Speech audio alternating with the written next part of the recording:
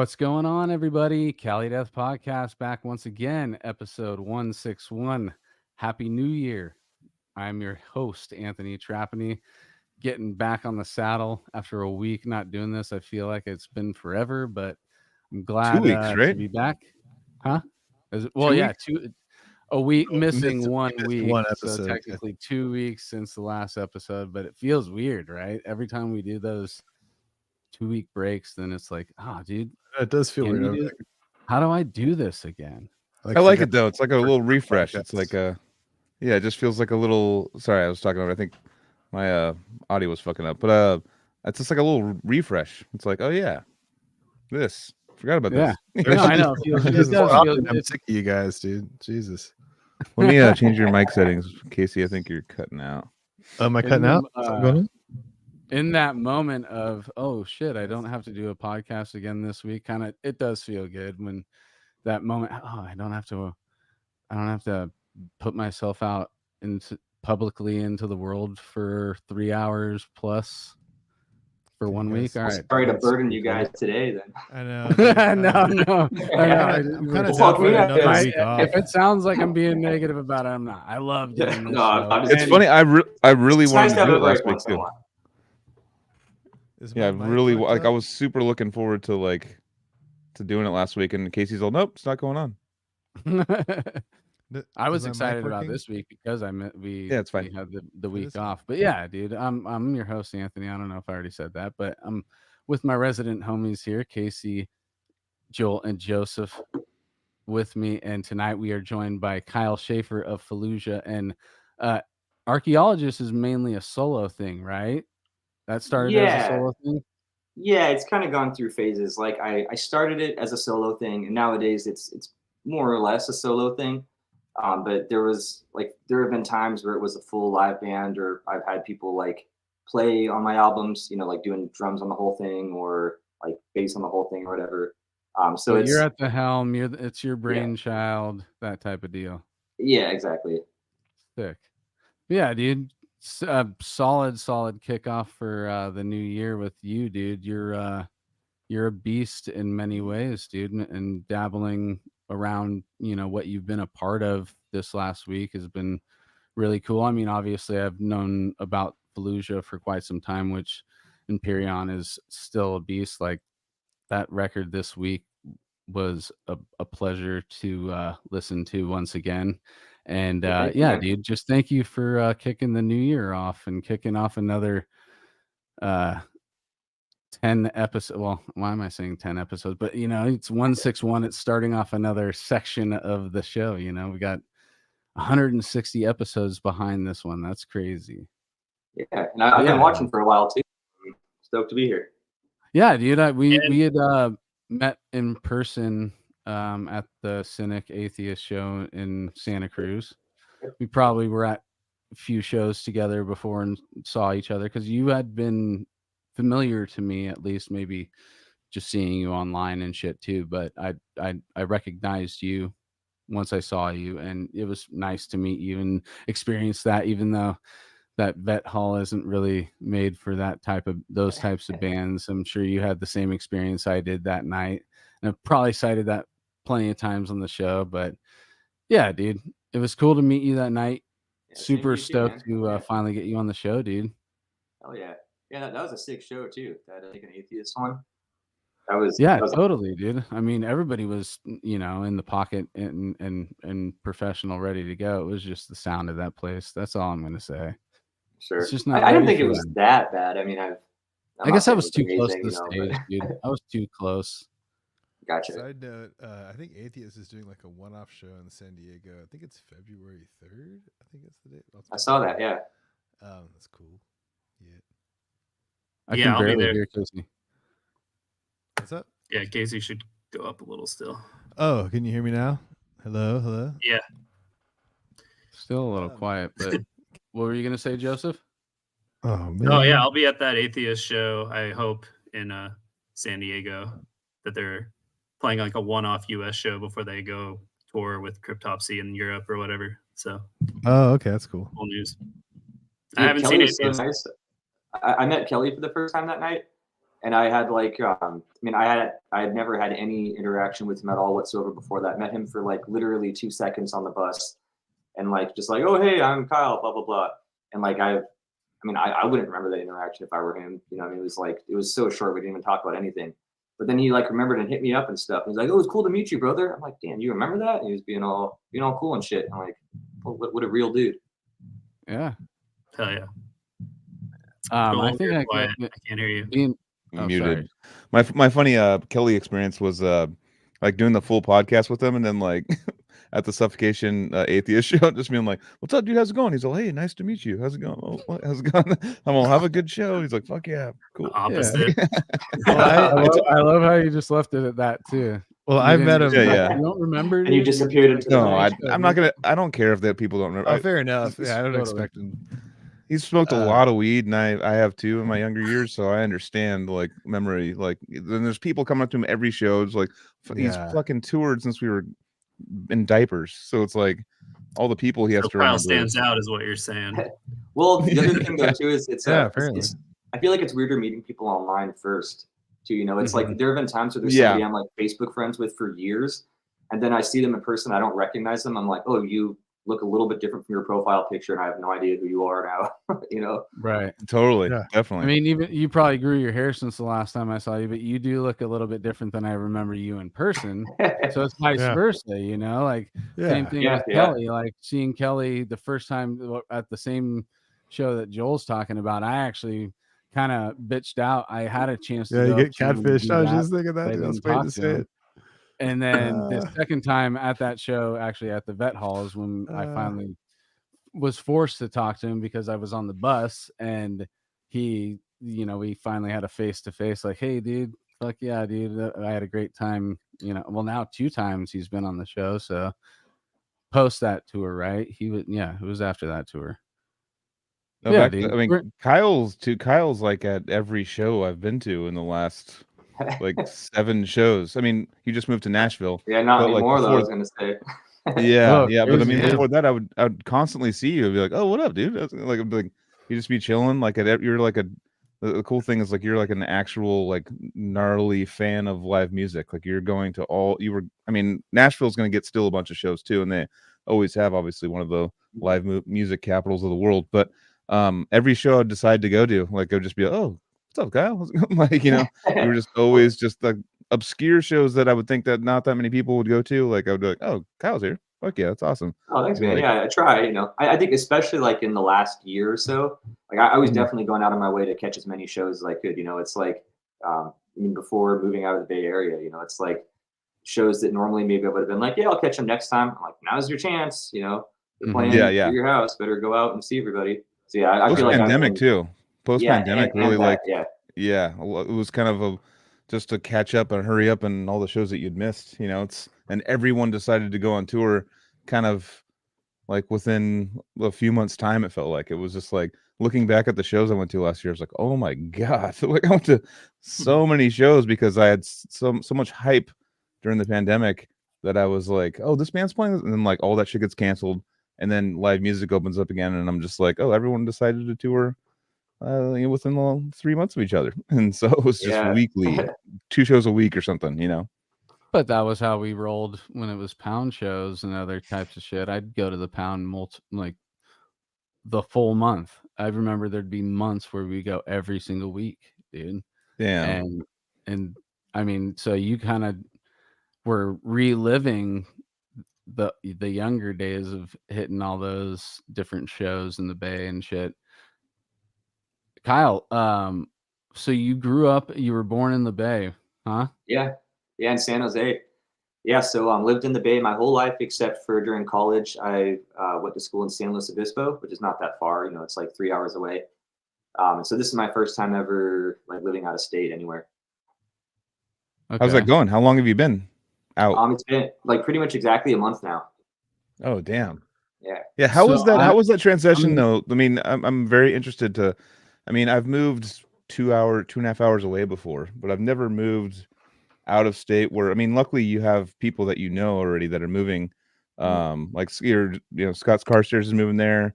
You got Entheos. It's starting to be a pattern, yeah. Yeah, Yeah. well, yeah, Scott. I know we were talking for a second before we went live, but yeah, Scott just got here today. So literally, I mean, an hour ago, I was over at his house helping him move in, and Nice. he was over here for a second. So yeah, his place is like it's less than 5 minutes away from my house. It's like Yeah.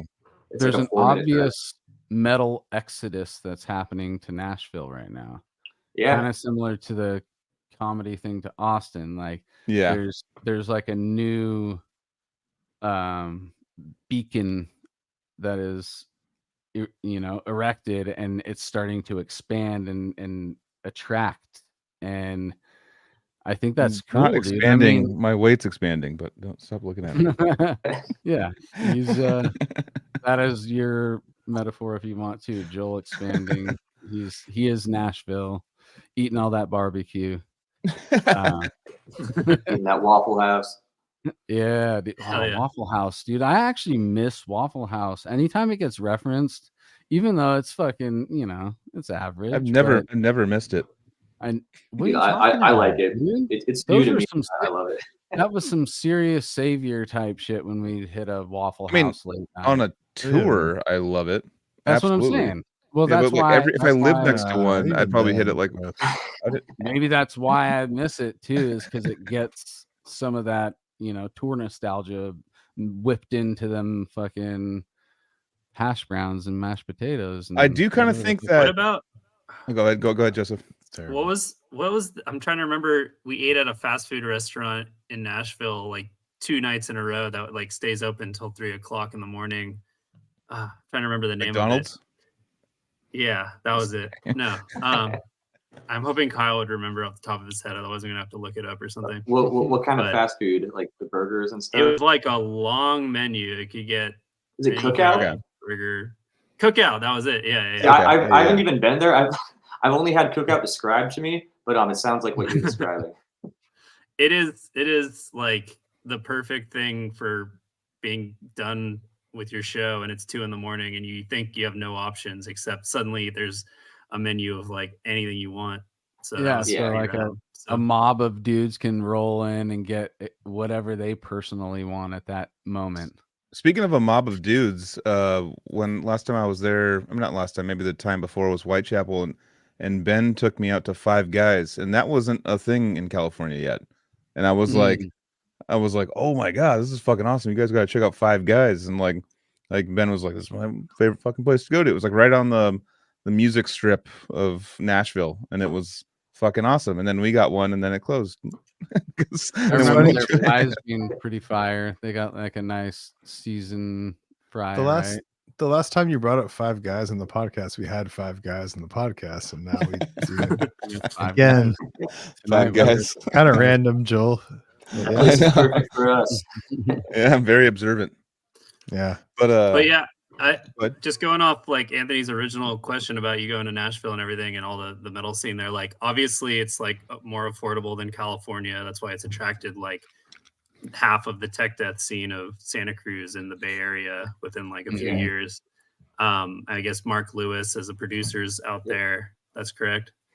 Yeah. And then with Inferi being based there, that's kind of artisan era, which is not Fallujah, but a lot of bands that are kind of similar to Fallujah.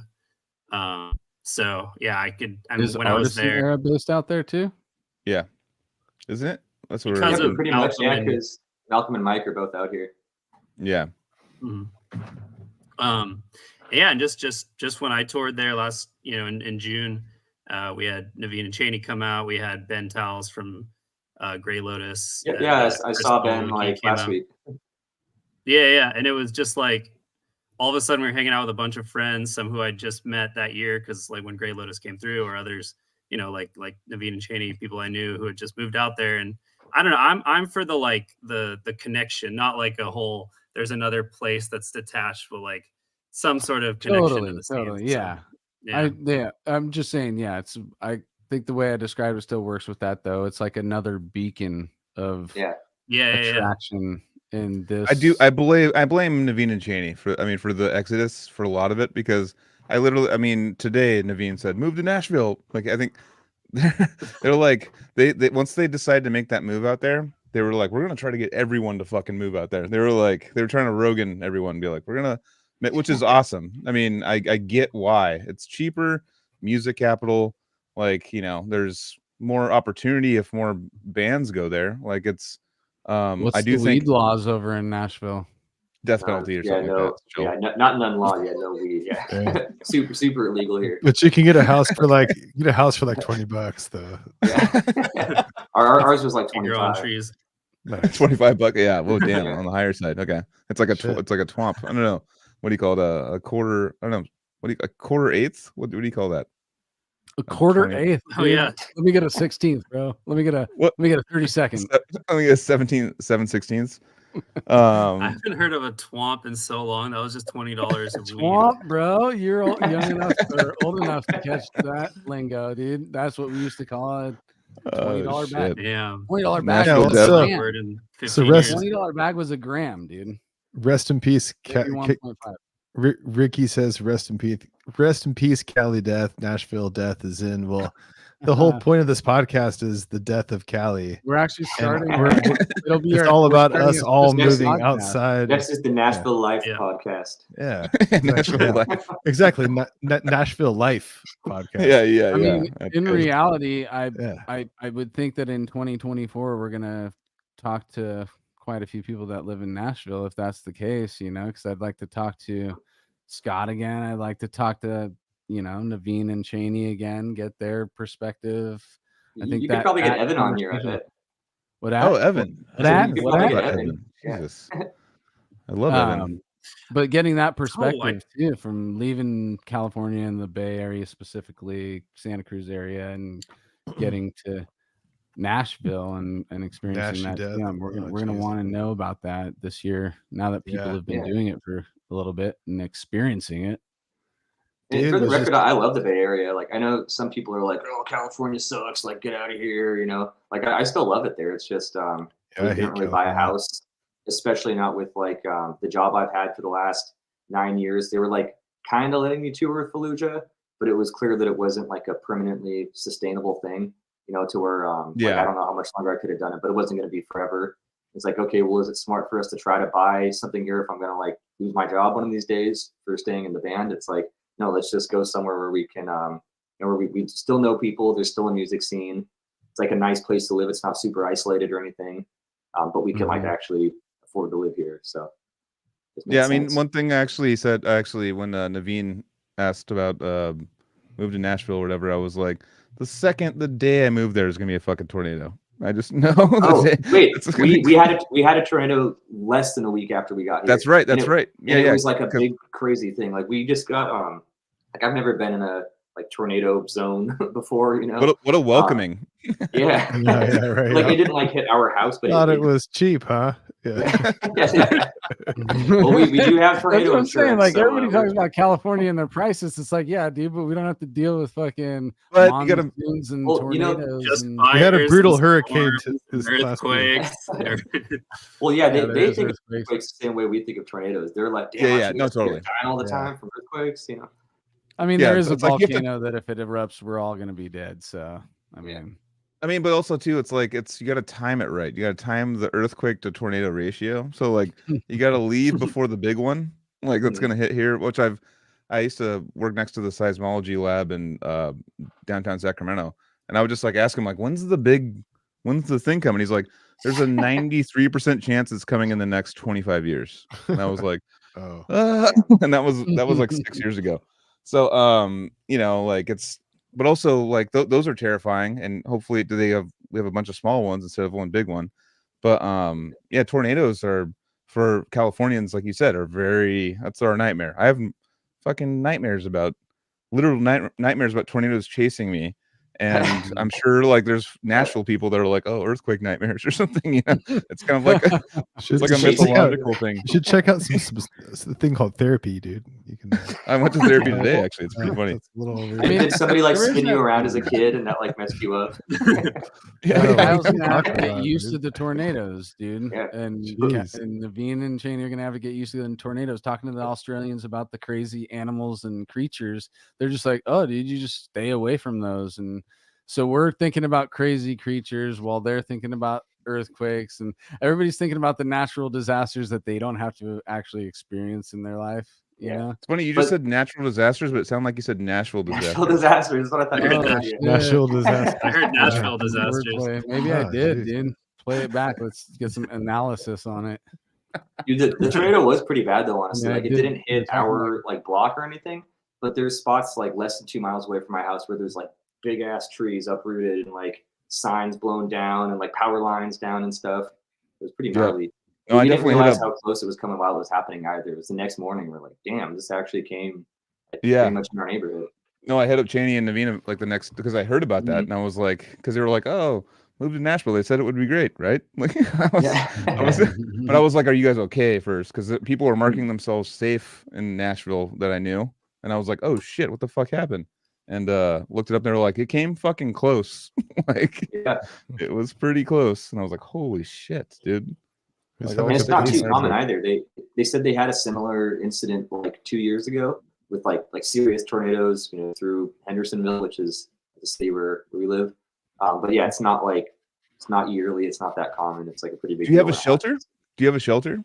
No, no basement or anything in our house. We just, Okay. I guess we go downstairs into, I don't know, somewhere more protected.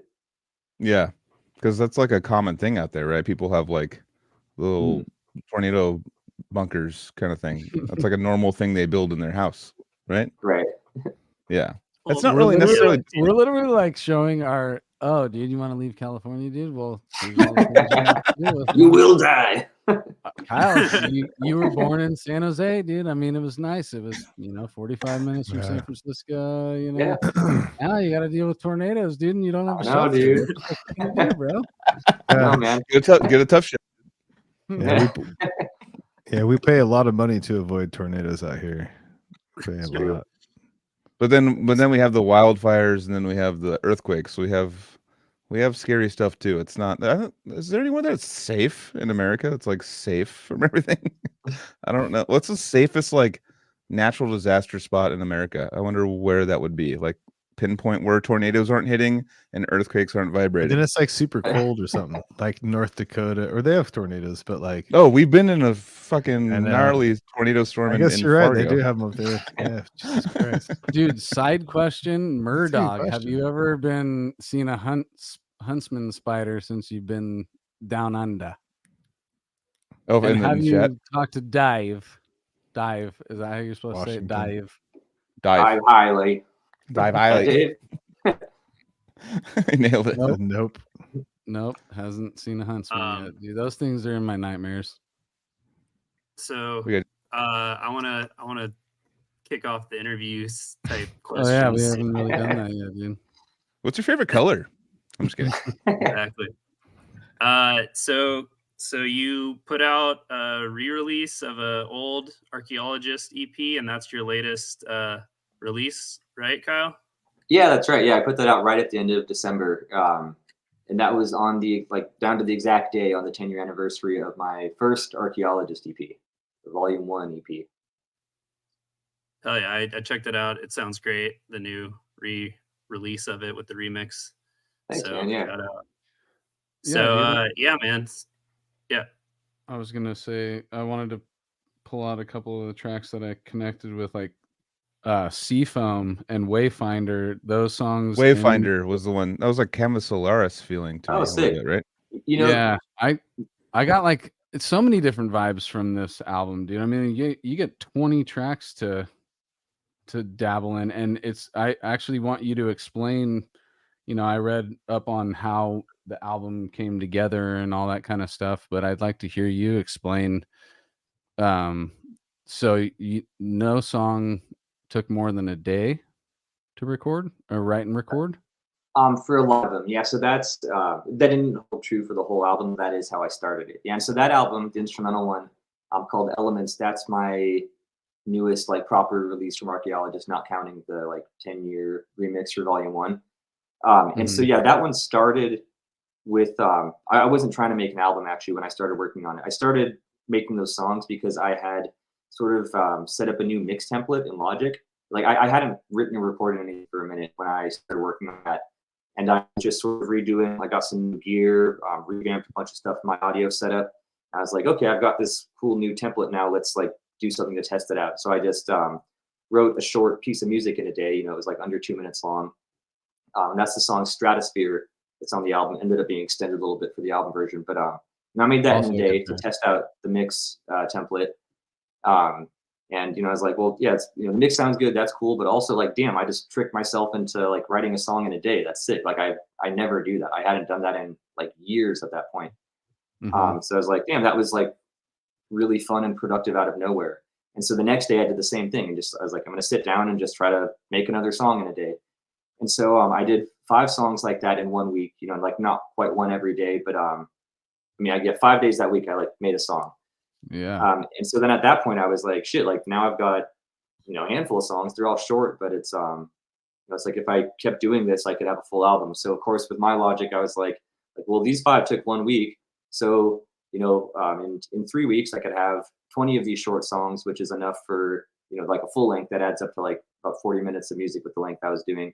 So I told myself, I was like, I could finish an album in a month. That's cool. And then like 3 years later, I finally finished the album. That's just how it goes. And I started that before I got hit up by Fallujah too. So like that was a big, I mean, I don't want to call it a setback, you know, but like that, I had other stuff come up before I was able to like finish those songs too. But yeah, so kind of started like that. And part of the idea for me too is like, normally I write stuff in Guitar Pro, and that's always been my process. I like to really like map it out and do a lot of editing and be really conscious about all the layers and stuff. I write all the drums in Guitar Pro too.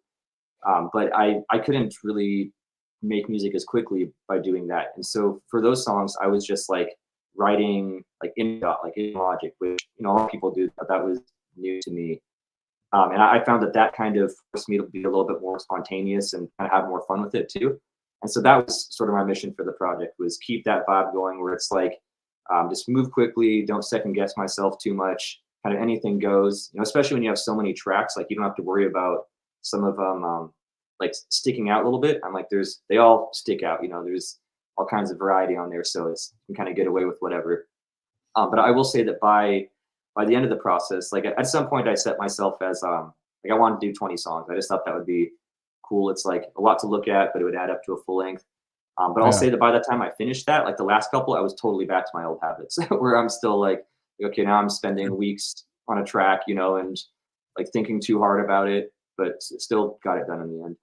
Do you think it's healthy for you, like to write and release something quickly rather than write some stuff and then, you know, criticize it and take a while to kind of like constantly change things? Sometimes, yeah, like in a perfect world, sure, but it's also hard and kind of unrealistic to hold yourself to that all the time, I think. Like I try not to beat myself up about like missing my own made up deadlines or whatever, or like going back on stuff. So it depends. Like ideally, yeah, but sometimes it just ends up not being realistic to do that, especially when you're working with other people. Just because it's like by the nature of just working around everybody's different schedules and getting input from everybody and having to agree on things, you know, it's a lot harder to get things done quickly like that. But there are things I enjoy about working with people for sure too. But it's just, speaking of back to old habits, Anthony, I was since Kyle's watched the show before, I was going to think of just, instead of like saying the question that you asked to start the podcast, kind of just be like, question. Harold, the question.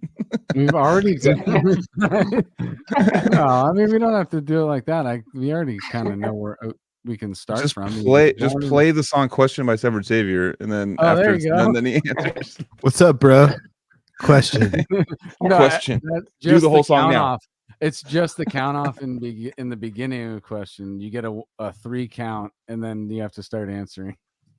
And what real quick, I want to add, you know, Battle Force Coffee. Oh yeah, we didn't even do that, dude. I told you we forgot how to do this thing. We barely remembered it. Okay, battleforgecoffee.com, dude. Always at the top in the plugs, but you guys know about it. It's in the top, dude. That's where we want you to go get your coffee and shit. And fuck, don't say that, Anthony. GeneratorRehearsalStudios.com. I was gonna say fuck Cali Death, but I almost said fuck Generator Rehearsal Studios. That's a good one, dude. What are you even talking about? That's yeah, I probably was saying something like that. Like, what, dude? Like, GeneratorRehearsalStudios.com. Hit that up. SoCal area. If you can get to Oceanside in a decent amount of time, that's where you need to go jam with Dreamer, dude. Is that where they're at right now? Or are we just giving Dreamer a quick little plug? Yeah, Check out give him Dreamer, a plug. the band. Shout out. All right. Actually, funny story. We actually invited Kyle to be the vocalist of Dreamer, not knowing he had already become the vocalist of Fallujah. I remember that, dude. Fallujah. That was after I started working with Fallujah, before it was announced, like in that year-long phase. And I was almost a little bit bummed too, because I really liked the music. Like I checked it out, I was like, damn, this is like actually very much up my alley in terms of the music, but it's also not smart for me to commit to like another whole thing right now. Yeah, I was like, I'm sure there's a great band that he joined, and then I was looking at your recent vocal covers, and I'm like, he's doing a couple Fallujah songs. I bet it's Fallujah. Yeah. I figured that one out. I was really proud of myself, but I remember. It was really cool though, and like at the time, I felt like you were. I mean, you still are, but you were very, very active, posting a ton of material. And I could just tell that you were in like a really, really strong place creatively. And so just to like kind of meet you in that era was a cool time. And then I remember just going back the time you went up with Ontogeny and did like the Meshuggah cover live that I saw. Jesus. I think that was my first time actually seeing you perform. Dude, that was my first time ever like holding a mic on stage without a guitar. Like the first time like doing the like vocalist frontman type of thing, and just for that one song, I'm sure you cover. But I remember, it was the first time I ever did that. It was sick as fuck, and I was like, this guy's going places, and I mean, it happened. Man. So yeah. Dude, shout out to Ontogeny. Fuck yeah! Shout out to Ontogeny. Shout out to Chris Davis, who became the Dreamer vocalist and is doing a great job for us. So we're all happy. And dude, I just want to second Empyrean being a great release. And now with, I guess I didn't realize it was 3/4 of Fallujah based in Nashville, because I forgot about Evan. But I guess, can you tell us a little bit about what you guys are doing? I know you're writing another album right now. How's that going? Yeah, it's going good. That's like by far the main focus right now. Like we have some plans for next year as far as tours and stuff, but we're on like you're actually catching me on like the last day before the like real album crunch time starts, because we're on a insane schedule as far as like when we committed to have the album being mixed in March, and it would be very hard to reschedule that.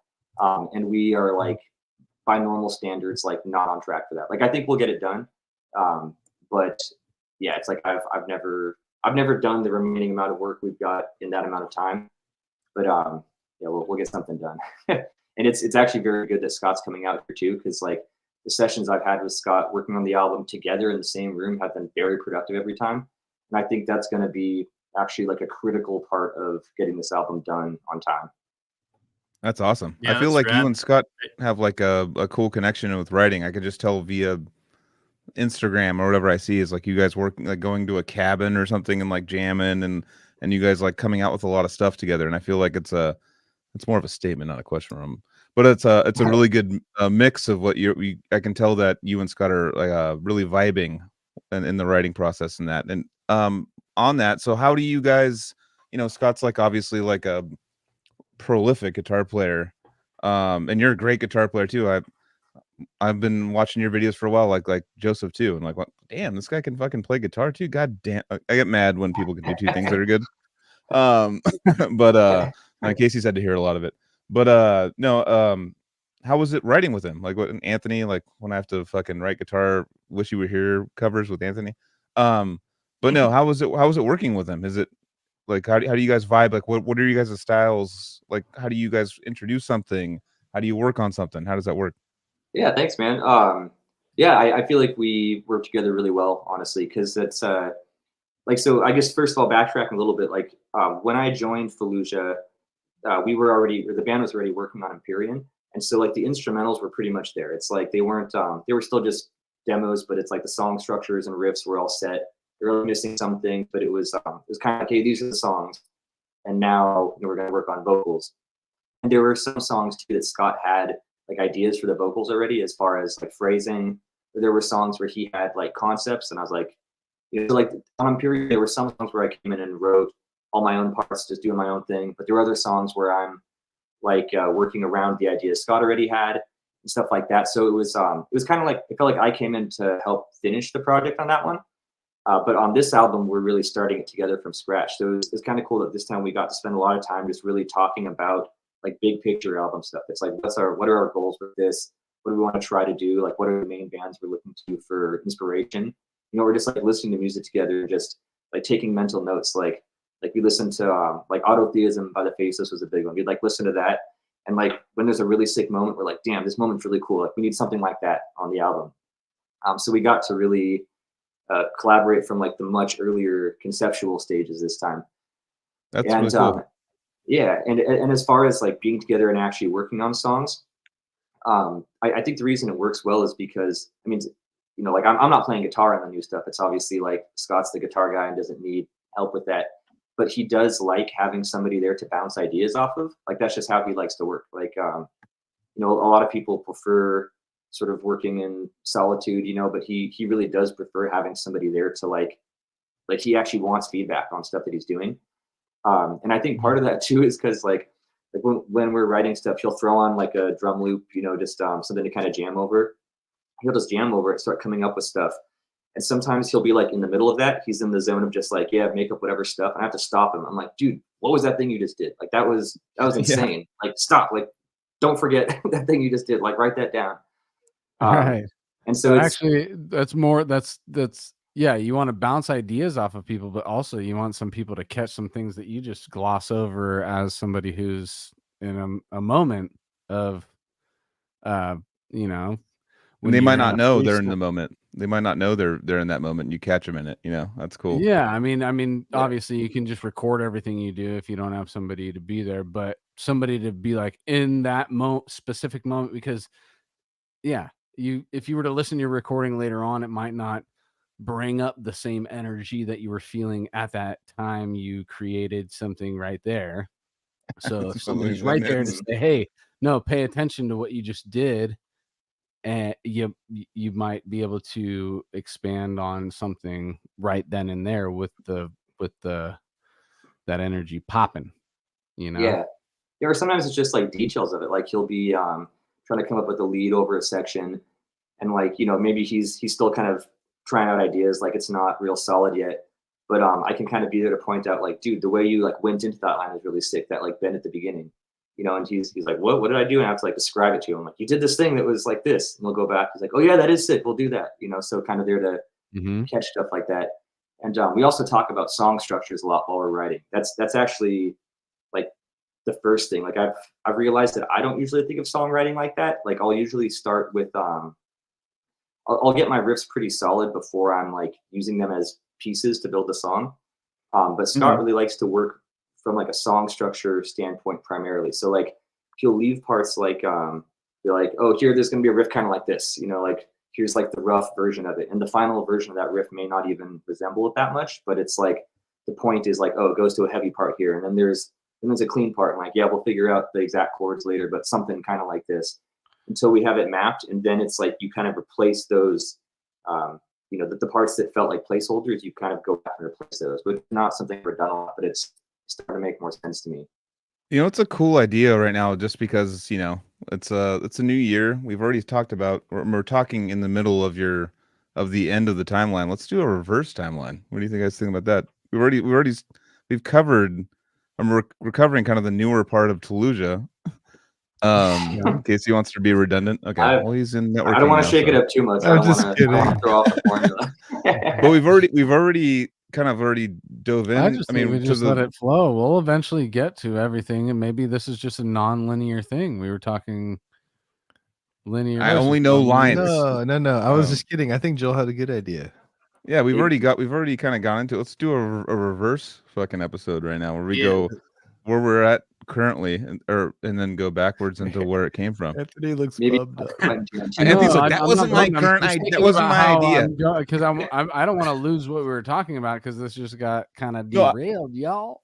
No. Oh, I know. It was gonna be a quick. It was gonna be a quick idea. It's gonna be a quick idea. Well, but Let's No. do it. And I want to on that writing process. So actually, the Last of Lucy are writing in the studio today, and I was supposed to be with them earlier today, but then they couldn't do it until later. So I'm like, well, I can't be there because I have the pod. So Dad and Josh are in there, but I was there last week, and it was our first writing session for our next album. And everything you just said about writing with Scott, it was like kind of what they do, like Gad and Josh. And I actually wasn't sure how to insert myself into their like writing process as like the third wheel kind of. And I'm like, all right, I should probably like have spent the first time just kind of observing and letting them kind of work their way. But I was like, oh, I gotta like be the drummer or whatever and like try to come up with cooler drums right away. But a lot of what you said was like kind of exactly what we did. It was like Josh brought like, hey, check out this Lorna Shore's part, and like we got to do a part like that, like similar to like listening to like Autotheism or whatever, some classic. You're like trying to get the energy of whatever is happening that's new nowadays.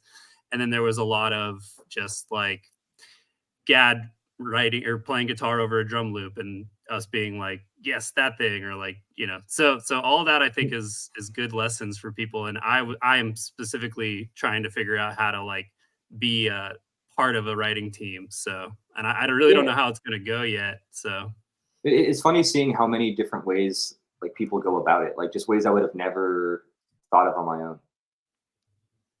Definitely. Yeah, shout out to Mike or not real quick, because I think that might be the first Patreon episode of Cali Death Podcast if Joel and I just get hammered before we even plus record. I don't think and then people try wouldn't and make get it past sober in 15, one 20 minutes, episode. though. People wouldn't make it that far because we're starting hammered, and then we're like, fuck it, whatever. We wouldn't get anything going. Remember the first time you were a we'd have kid? Casey You're like, there, you just have to stab it out, dude, and deal with all our bullshit in the beginning.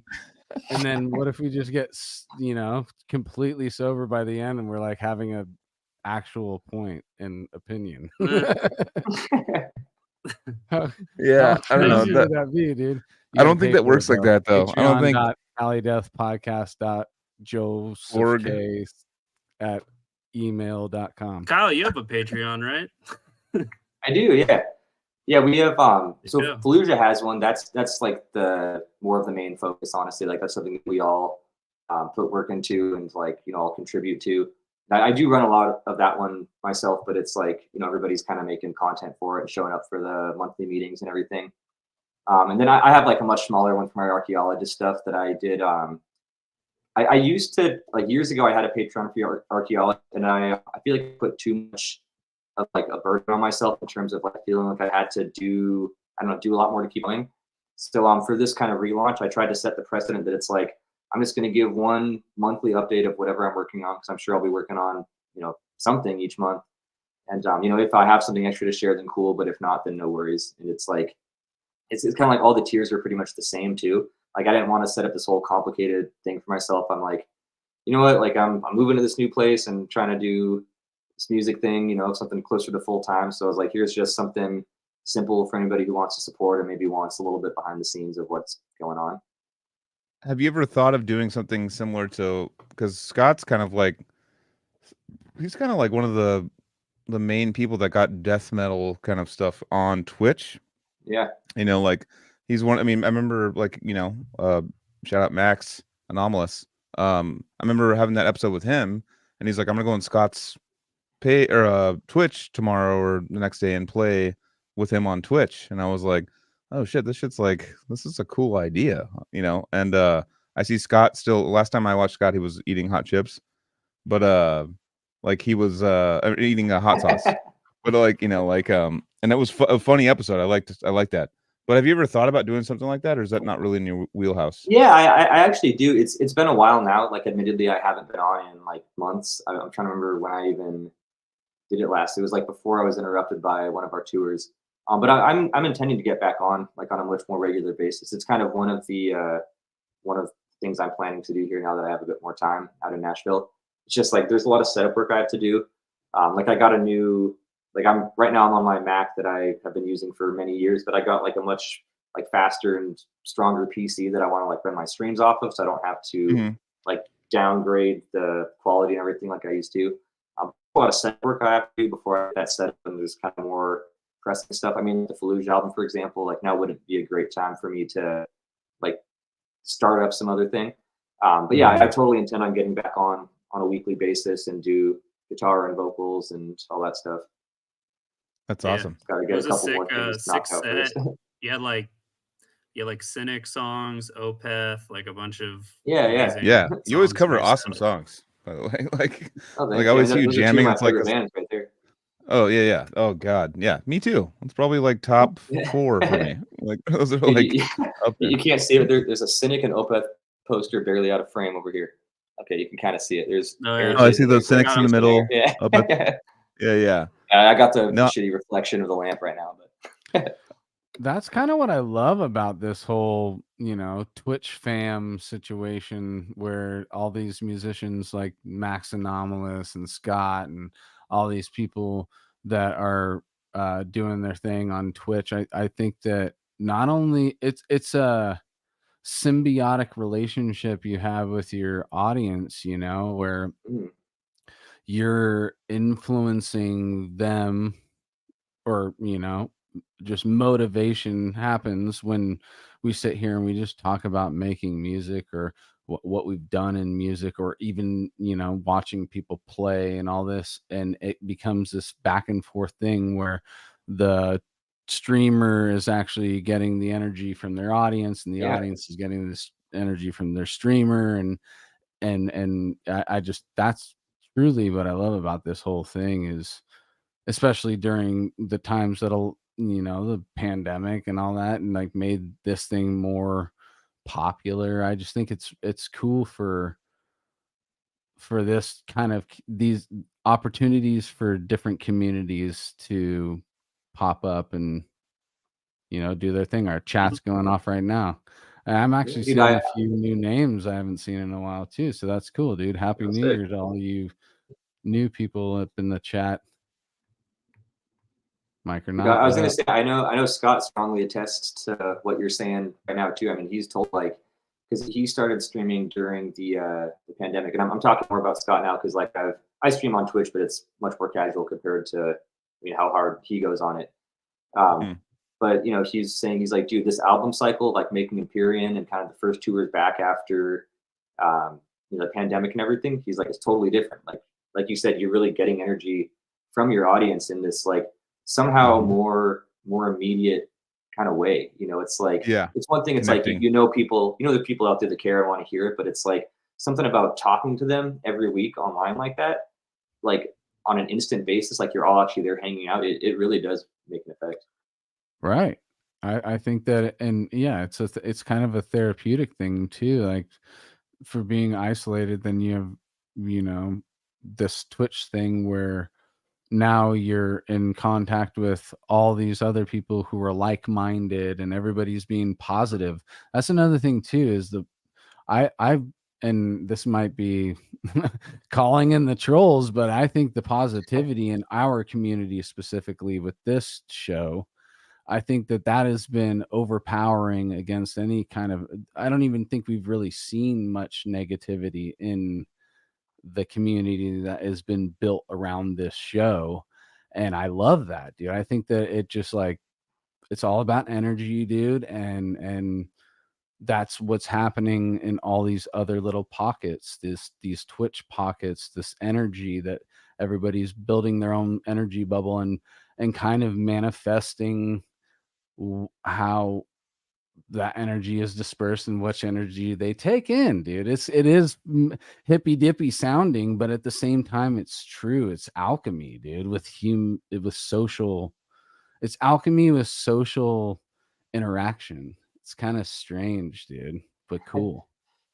Yeah, I'm really high right now too, guys. Just saying. I know he took a bunch of his and I already smoked a joint before we started this thing too. But I'm feeling good. It's 2024. We're starting it off 161. Yeah. We got Kyle here. I'm feeling this energy that I'm talking about right now, dude. There you go. That's awesome. I mean, it's really cool. Yeah, it is a really cool way. I mean, you have instant like people to talk to. Like it's really cool to like Twitch. Scott pretty much introduced me to Twitch. I mean, I had Twitch to watch a BT Bam live stream during the pandemic. That's why I got Twitch. And then he's basically like, "Oh, I'm doing a thing on there," and then I could just like I could stream it to my TV, my big screen TV in my living room, and just be like, burp, and then like, oh, what's up, Joel? How's it going? On my TV, and I'm like, whoa, this is so fucking weird. Like it's the weirdest thing I've ever dealt with in the beginning, but it's like really cool to just like say what up and like show, like I had to finally silence a few months ago all my Twitch notifications. Live It's like Scott's live, people are live, everyone's live. I was like, I would go and be like, oh, I'll say what's up. Now I'm just like, I went to go check up on it like the other day, like, and Scott was eating hot sauce. And that's the last time. That was awesome though. It was fun. Yeah, I feel But it, dude. I love hot sauce. Yeah, it's cool to like just connect. You can connect and get people's feedback immediately now. It's not like, all right, we gotta wait till the next album and see what they say. It's like, no, we get to hear like a live stream of what they're thinking and what's going on, or it's very interesting. The times as an old man now, I have to do the whole like what the new kids are doing kind of thing, but it is instant communication. It's instant feedback. I'm not fully a watcher. I'll tune into everybody's channels every now and then. I'll chat, whatever, and then pop out. But I'm sure that for the life of a Twitch streamer, you're also, if you're being honest, there's going to be days where your audience is going to see some vulnerable aspects about you, some, times where you're getting frustrated and pissed off too. And I think that that's another actual aspect of the show that people would want to see as well. Like, it's more real. Yeah, exactly. If this is somebody I look up to and then they show you that, yes, I'm just a human as well, that makes the connectability, much quicker, like stronger. And then you realize like, oh yeah, dude, we're all just trying our best and this guy's just trying harder. I need to fucking get going, dude. That's really kind of like the motivation thing that's going to happen. Like, okay, this guy shows me that he can fuck up, he can be human now, but he's also showed me greatness on the same channel, and that's why I keep coming back. What am I going to do to try and exert this energy that I'm absorbing from this, live stream that I'm watching, and I'm a part of? I'm seeing other people being a part of it too. I think that we're all like batteries trying to recharge. We're all alchemists. Fucking fuck you, dude. My metaphors are on point right now. 2024.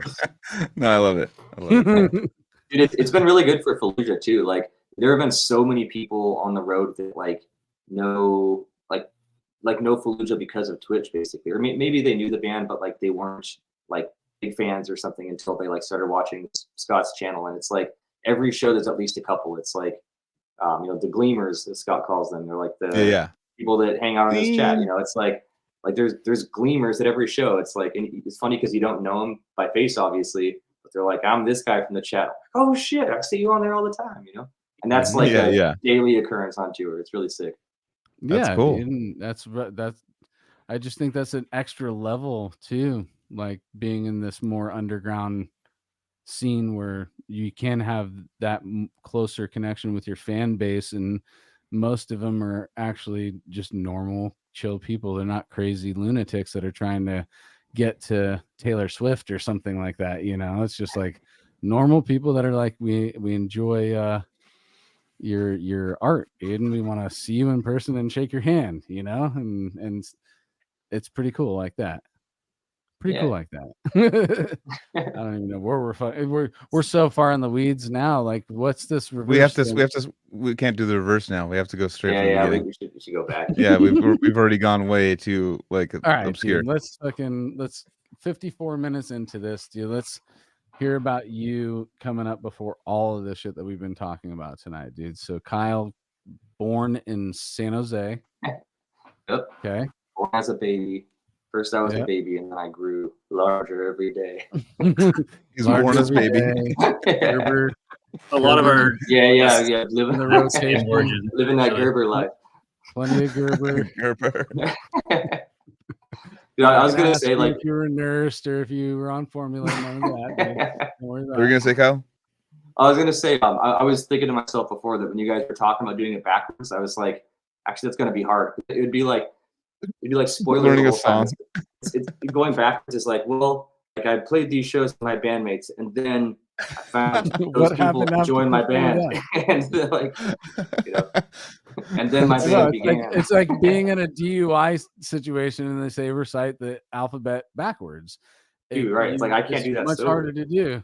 Well, the hardest part is like you losing band members. You're like, so this guy joined the band.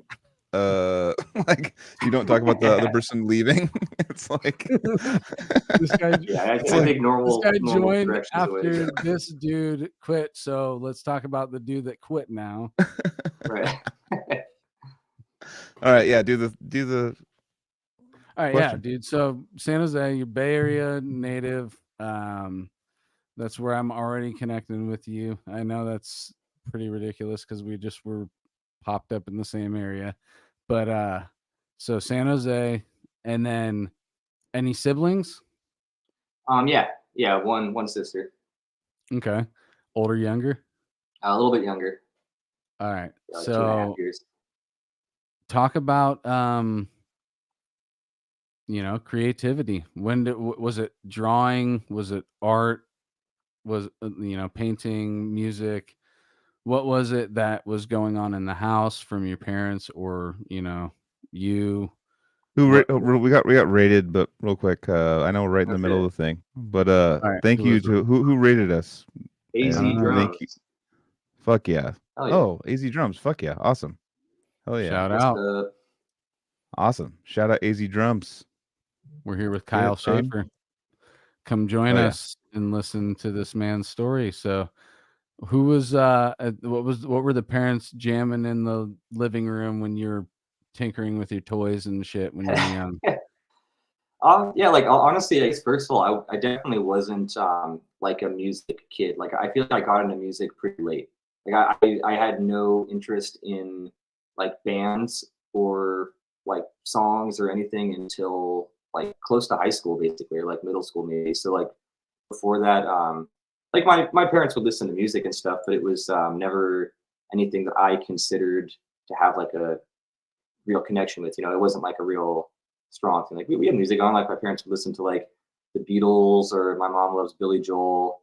Like we'd hear stuff around, but I never had like anything I would call an interest in music until like a teenager. So then, but what about before? So was there something else you were into creative, like, or passionate about before then? What was it in the younger years that you were passionate about? Was it normal kid skateboarding? stuff, Was it I guess. BMX It's like shit, I was definitely like a Lego kid, that's for sure. Nice. Yeah, I don't know, like nothing real crazy. I like playing. Did you like to build Pokemon your on my own Game shit, or Boy. did you I like to. did you build your own shit, or did you like to go just buy the books and Oh yeah. buy a thing? Yeah, Both? I'd make tons of my own stuff. That Oh, counts, I think, as like creative kid Oh, stuff. no doubt, dude. I'm sorry to bring it to me for a second, but my kids, they're all about it. So Legos have been in my life very extensively for the Yeah. last 12 years, dude. That's probably cool, right? Yeah. Cool to see your kids doing something like that where they're like Oh, making totally, stuff. dude. And, You're watching their imagination just unfold, really. It's like Yeah. they build something, but then they want to tear it down and make it something different, And they do, and then they're like, check out what I made. So you were doing that probably. yeah. So, all right. And And what then was your first favorite band? First favorite band was Green Day. I remember the first time I ever wanted to like have an iPod and like listen to music on my own, like as like a hobby or something. Was I remember a friend showed me Green Day on a school trip, and like it was probably 8th grade. It was definitely middle school. I remember like he had his it was like his Walkman or something. I remember like I don't have any memories of being like real interested in music before that, but I remember he showed me the song "Holiday" by Green Day from the American Idiot album, and like for some reason I was like, oh, I really like that. Like this is cool. I remember I wanted to listen to it more, but he like wouldn't let me listen to it like more on the trip, and I was like, damn, I want to hear that song again. I want to like get a CD player or an iPod or whatever and get into music. And that's the first time I remember wanting a CD player or something like that. And That I album was was 20 years old today or something. Someone really, posted. oh shit, Yeah. damn, yeah. That was the first band I liked for sure. And I was like kind of playing music before that because I was in the like middle school band playing trumpet, but Mhm. I didn't like love it. I mean, it was fun because I had friends that were there, and you go on trips once in a while, and you're goofing around with your friends in class, and that's cool. And I would practice a little bit, and I'm sure I did learn some music fundamentals from that I probably take for granted. But I was definitely not like very good at it at all. I wasn't one of the. I mean, like every year in high school, I was always in like the lowest, shittiest bands. Like how you kind of start in like the lower level one, and you go up, and it's like, oh, this is the one that does the fancier concerts or whatever, and more the older kids are. It's like, no, I was always in the lower ones because I was just never that good at the particular instrument, or just was more having fun with it, I guess. So I kind of don't count that. It's like I was playing music, but I wasn't. I don't feel like I was connecting with music until Green Day. So okay, that's interesting, dude. So up until then, it was just Legos, no like cartoons or shit you were passionate about, like something. Oh, I mean, I did for sure. I mean, I was playing video games and stuff too. I mean, So video game soundtracks was that maybe something that would be. that's true. Actually, yeah, that's probably worth pointing out. That's That's I'm actually been a thing sure. that people have pointed out before, and I just think like it would be it's not impossible, but I'm just like thinking about Archaeologist as a project and what you've done musically. It's I would expect like a little bit more music central thing going on pre-teenage years. Well, I Just can off the statistics, I guess. I can probably explain why. Honestly, I think that once I did get into music, like again, which was kind of right around the beginning of high school, that's when I started like listening to bands like pretty voraciously, like getting into bands and getting like really interested in music. Like first couple of years in high school, I wasn't playing guitar or anything like that yet, but I had friends that were, and I had a couple of friends in high school that showed me a ton of bands that have like very much led me to where I am today, and a lot of bands that are still some of my favorite bands I found in that era. And I remember by the time I started playing guitar, it's like I had some friends that were like really sick at it. And I thought that was awesome. And I had like feel like a real fire under my ass to try to catch up. It's like it felt like I was the new guy that was showing up, but it's like I bet I could do that if I worked on it hard enough. So I remember junior year in high school is where I started playing guitar and started making like real amateur recordings at home. But I feel like from the minute I started doing that, I had this real drive to try to like catch up and get to the point where my friends were. And I think that really pushed me when I was starting out. That feeling of like wanting to catch up, like kind of not that I started super late, but just kind of felt like it's like, okay, I don't want to be stuck as the new guy. I want to like get to what other people are doing. And I think Which that is got me some totally really just good momentum. another way of getting there, dude. I mean, you got there, right? So Yeah. it's like Oh, definitely. it doesn't. I mean, it does matter in a certain aspect, but I'm just saying, yeah, you don't have to start at 6 to be somebody who can write good music, and perform good music, because that is not the case as always. And you're one of those guys who just started a little bit later. I mean, I don't even fucking I can play 3 chords on the guitar, 4 guitars on the 4 guitars on the guitar. chord. Yeah, I can play 4 guitars on the chord, dude. I know. I was almost. We were just talking pre-pod about how much I fuck up words, dude. Give it up for fucking. Let's take a minute for Nashville. What I say earlier, Nashville disasters. Natural disasters. Yeah, in reference to the tornadoes that hit a couple weeks ago. Anthony, I think I see an acoustic guitar to the left, but I guess behind your right ear would be your. I don't know. It's should play us. It's Mike Gilbert's guitars. I wouldn't. I would have to go. I can get his permission. Kneel before the master and be like, "Sir, may I be able to unsheath this from?" I think we should get some. It's like a house that I'm ready to go into war with. He has a house in Nashville worth of guitars behind you. Yeah, exactly. I know. I'm ready like 100,000 Not that if much. I was Probably if there was a war in music and I'm prepared, but I would not know how to take the safety off of most of these things. You know what I'm saying? I wouldn't be able to fucking hit the you trigger. lift it dude. off the thing, lift it off the fucking the I hook. know they're all. Anyways, I mean, it is it just lift and then because it all looks like they're yeah, under. yeah, probably don't. There's a couple of those I see that are at least $5,000 behind you. Just go ask I don't Mike. know. Just it kind of looks like Iron Man style. Like you got to hit a button where it goes, bzzz, and then you can take it out. Just don't wanna fuck have around, Mike dude. set you up, dude. You can like tune it and everything. No. Let's not do that. I don't want to hear it. Casey was completely derail this thing with me trying to fucking play the 3 chords that I just cited, dude. It'd be funny. Okay, sorry. So way too much build up in the middle of the story. But yeah, dude. So all right, you got the guitar. That's when you want to catch up. So what were the bands that were influencing you in that portion of, because you were saying Green Day, but you get to the point where you're playing guitar. What was the first song that you learned on guitar that you felt fucking sick when you played it? Yeah, well, you know what I was gonna say too.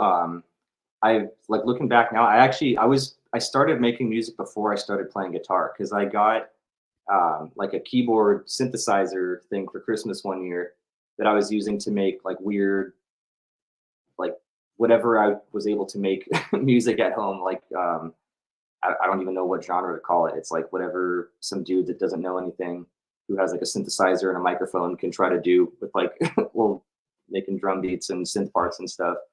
I was doing stuff like that, and even before I got that, actually, one of my favorite bands in high school was 9 Inch Nails, and I remember they in like 2006 2007 they had this album called Year Zero that came out when I was in high school, and there was a release remix album that came out right after that, and the remix album had a CD with all of the stems for every song on the album for people to make their own remixes at home, and I thought that was cool, and that was what got me to download like music software for the first time.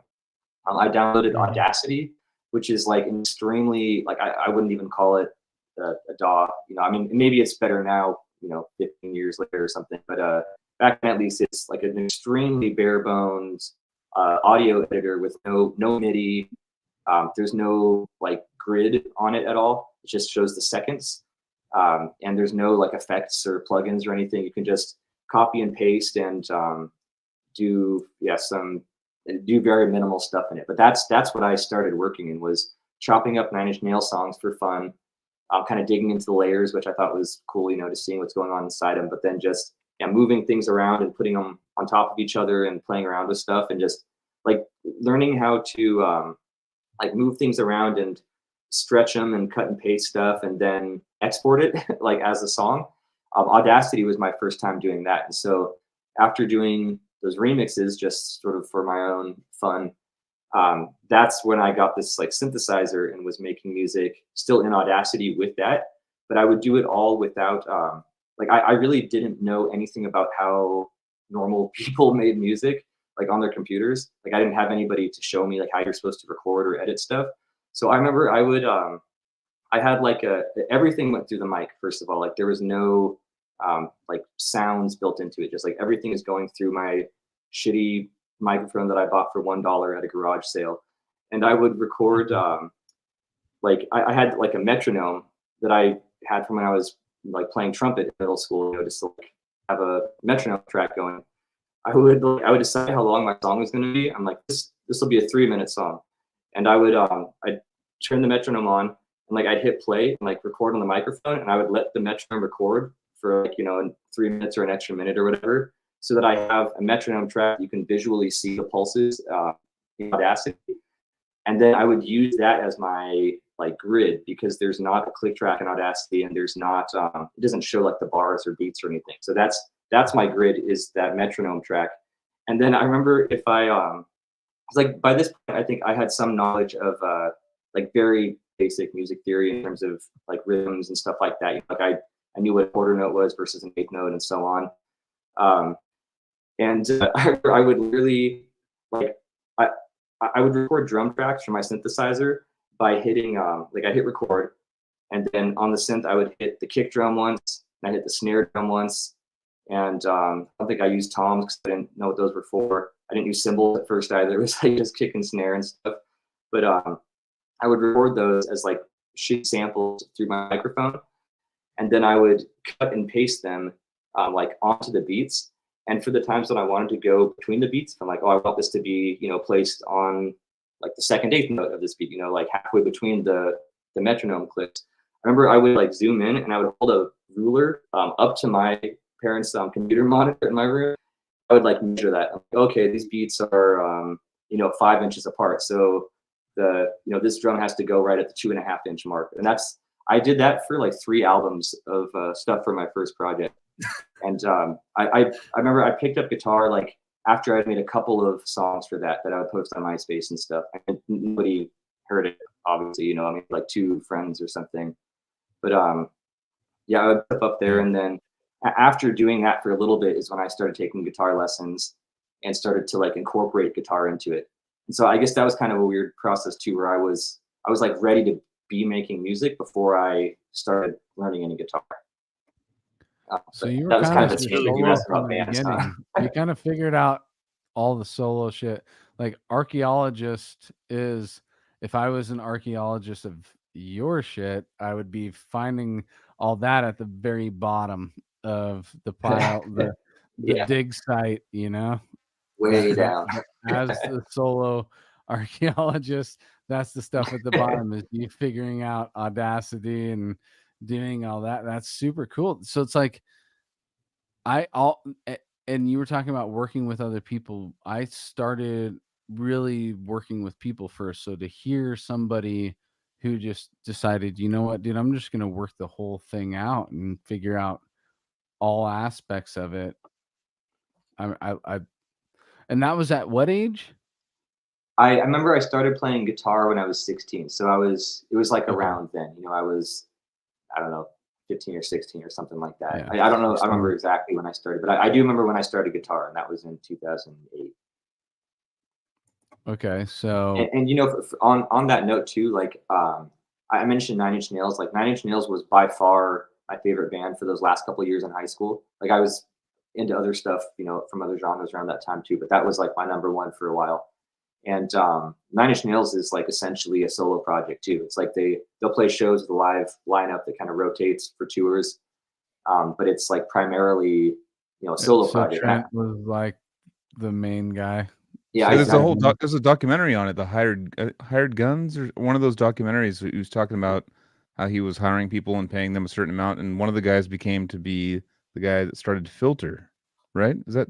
I Yeah, think, yeah.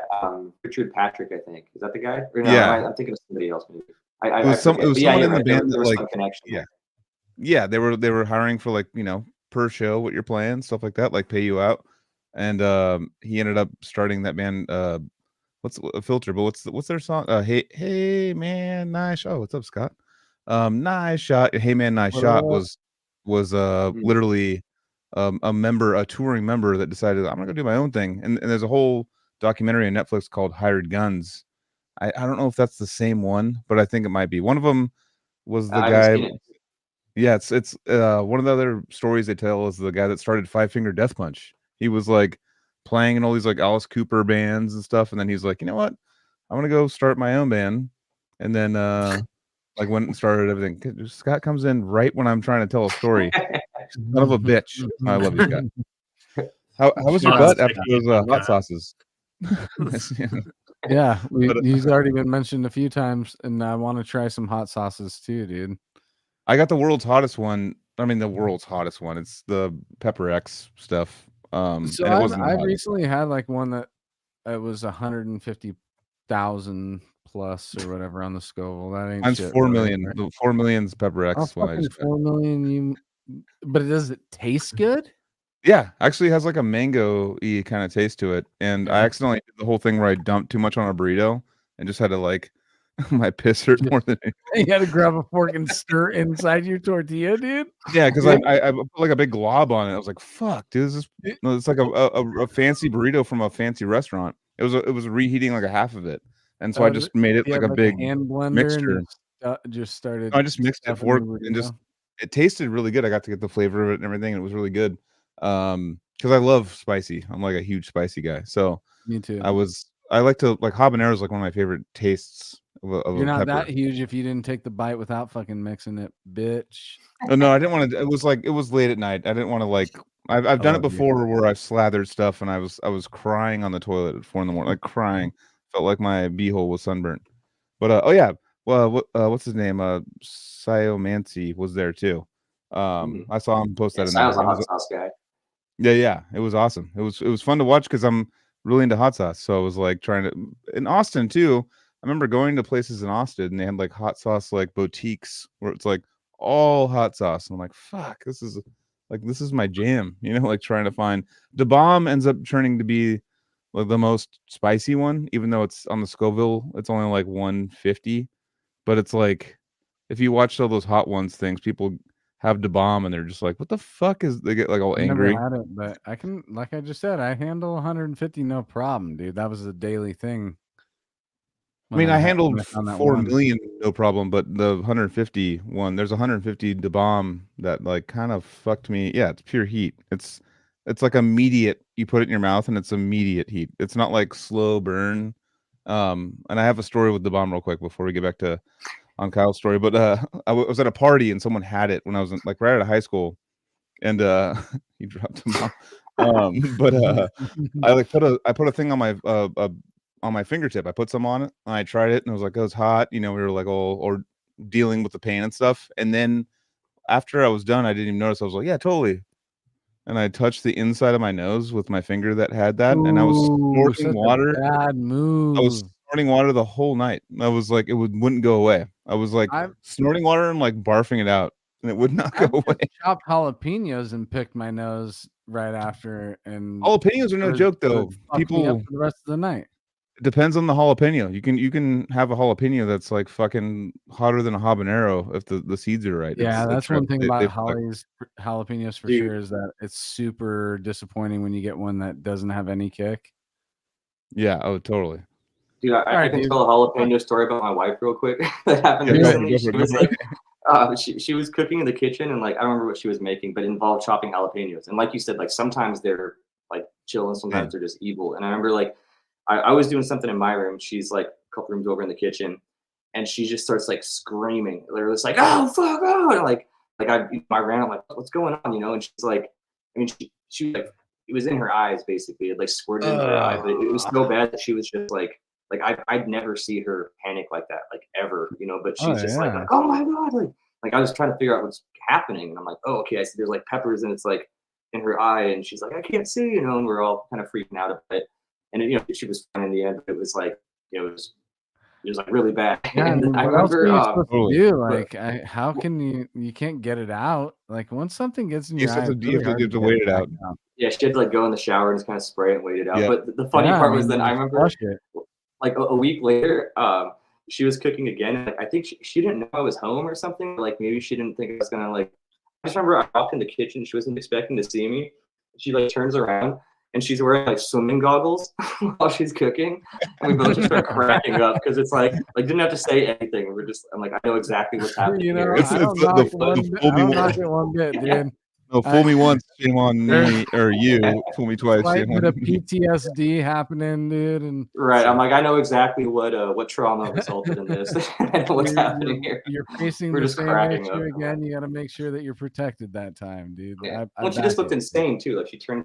Like I didn't even know we had goggles in our house, but she's like wearing goggles and holding a knife. It just looks crazy. But actually, dude, she might be onto something, dude, because cutting onions and shit, that fucks with my eyes too a lot, dude. I have to dab my eyes multiple times while I'm cutting onions. If I don't do it super fast, and I never do because I'm not good at it. So like how do you say you're white without saying you're white? Damn. Onions, mayonnaise is super spicy, dude. Mayonnaise gets me. No, spices. There's a lot of spicy stuff. Anyways, let's get back to the story. So you're Metallica, right? Stuff, dude. So what kind of So you what about high school bands or your next endeavors after the when did you start era? Yeah, so I can talk about stuff. Yeah, so one thing, yeah, asking about bands I was like into first, so I can go through my like pipeline real quick. I remember Green Day was the first one for me. I got into Breaking Benjamin after that, which was like, I mean, they're not like Oh, yeah. heavy, but that's, you know, I mean, for a kid, it's like that counts as heavy music. There's like riffs and it's mixed like metal and stuff, you know. So that kind of got me going down that road a little bit. I loved AFI. That was a big one for me, and I still love AFI. That's like one of my top bands. So it was kind of branching off into like the emo rock, you know. But then they've got like the screaming too. So that's one of the first bands that got me into like the screaming vocals. Like Event Unfold that time too is another one where I remember I got into them with City of Evil. I thought that was really cool, and I loved the guitars and everything. And then digging back into their older albums is what another one of the bands that just got me like used to screaming vocals. You know, where I'd go back to Waking the Fallen, and at first it was like I wasn't like big into the screams at first, but I was tolerating it at the time, and I'm like, oh, it's kind of cool. Until eventually it's like, okay, well, this part's pretty thick actually. And I remember Children of Bodom was the first band that I really liked that was like pretty much all screaming vocals, and so that was kind of like the metal pipeline for me. And then I mean a bunch of other stuff too. I remember around the same time too, some of those friends that I would hang out with in high school that were showing me all of these like more underground bands. They got me into the more like math rock side of stuff, where it's very guitar oriented music, but it's not quite as metal. Like the Fall of Troy was a big one. Oh, sick. Yeah. Like Mars Volta, I found in high school from like the same friend. Terra Mellos is like a math rock band that I really, really loved back then. Okay. Like, were you into like Circus Survive? A little bit. I should have been, honestly. I think I just wasn't. I'm just because you just made me think of that band when I was really into Fall of Troy and Mars Volta. I'm still into all those bands, but Mars. Yeah, Volta I feel like they hang out. They're kind of in the same scene. The one that reigns supreme out of everything that was just mentioned right there. But Fall of Troy is really interesting, dude. That band is actually truly interesting to me still to this day. Yeah, I don't listen to them as much anymore. Like versus like Mars Volta, for example, that one has like 100% still stuck with me. You know, like that one I love as much as I ever did. But Fall of Troy is cool, but I honestly don't listen to them as much anymore. But I will say really only one album for me, dude. I'm sure, Doppelganger probably. I can't even really remember the album name either. We got to figure it out.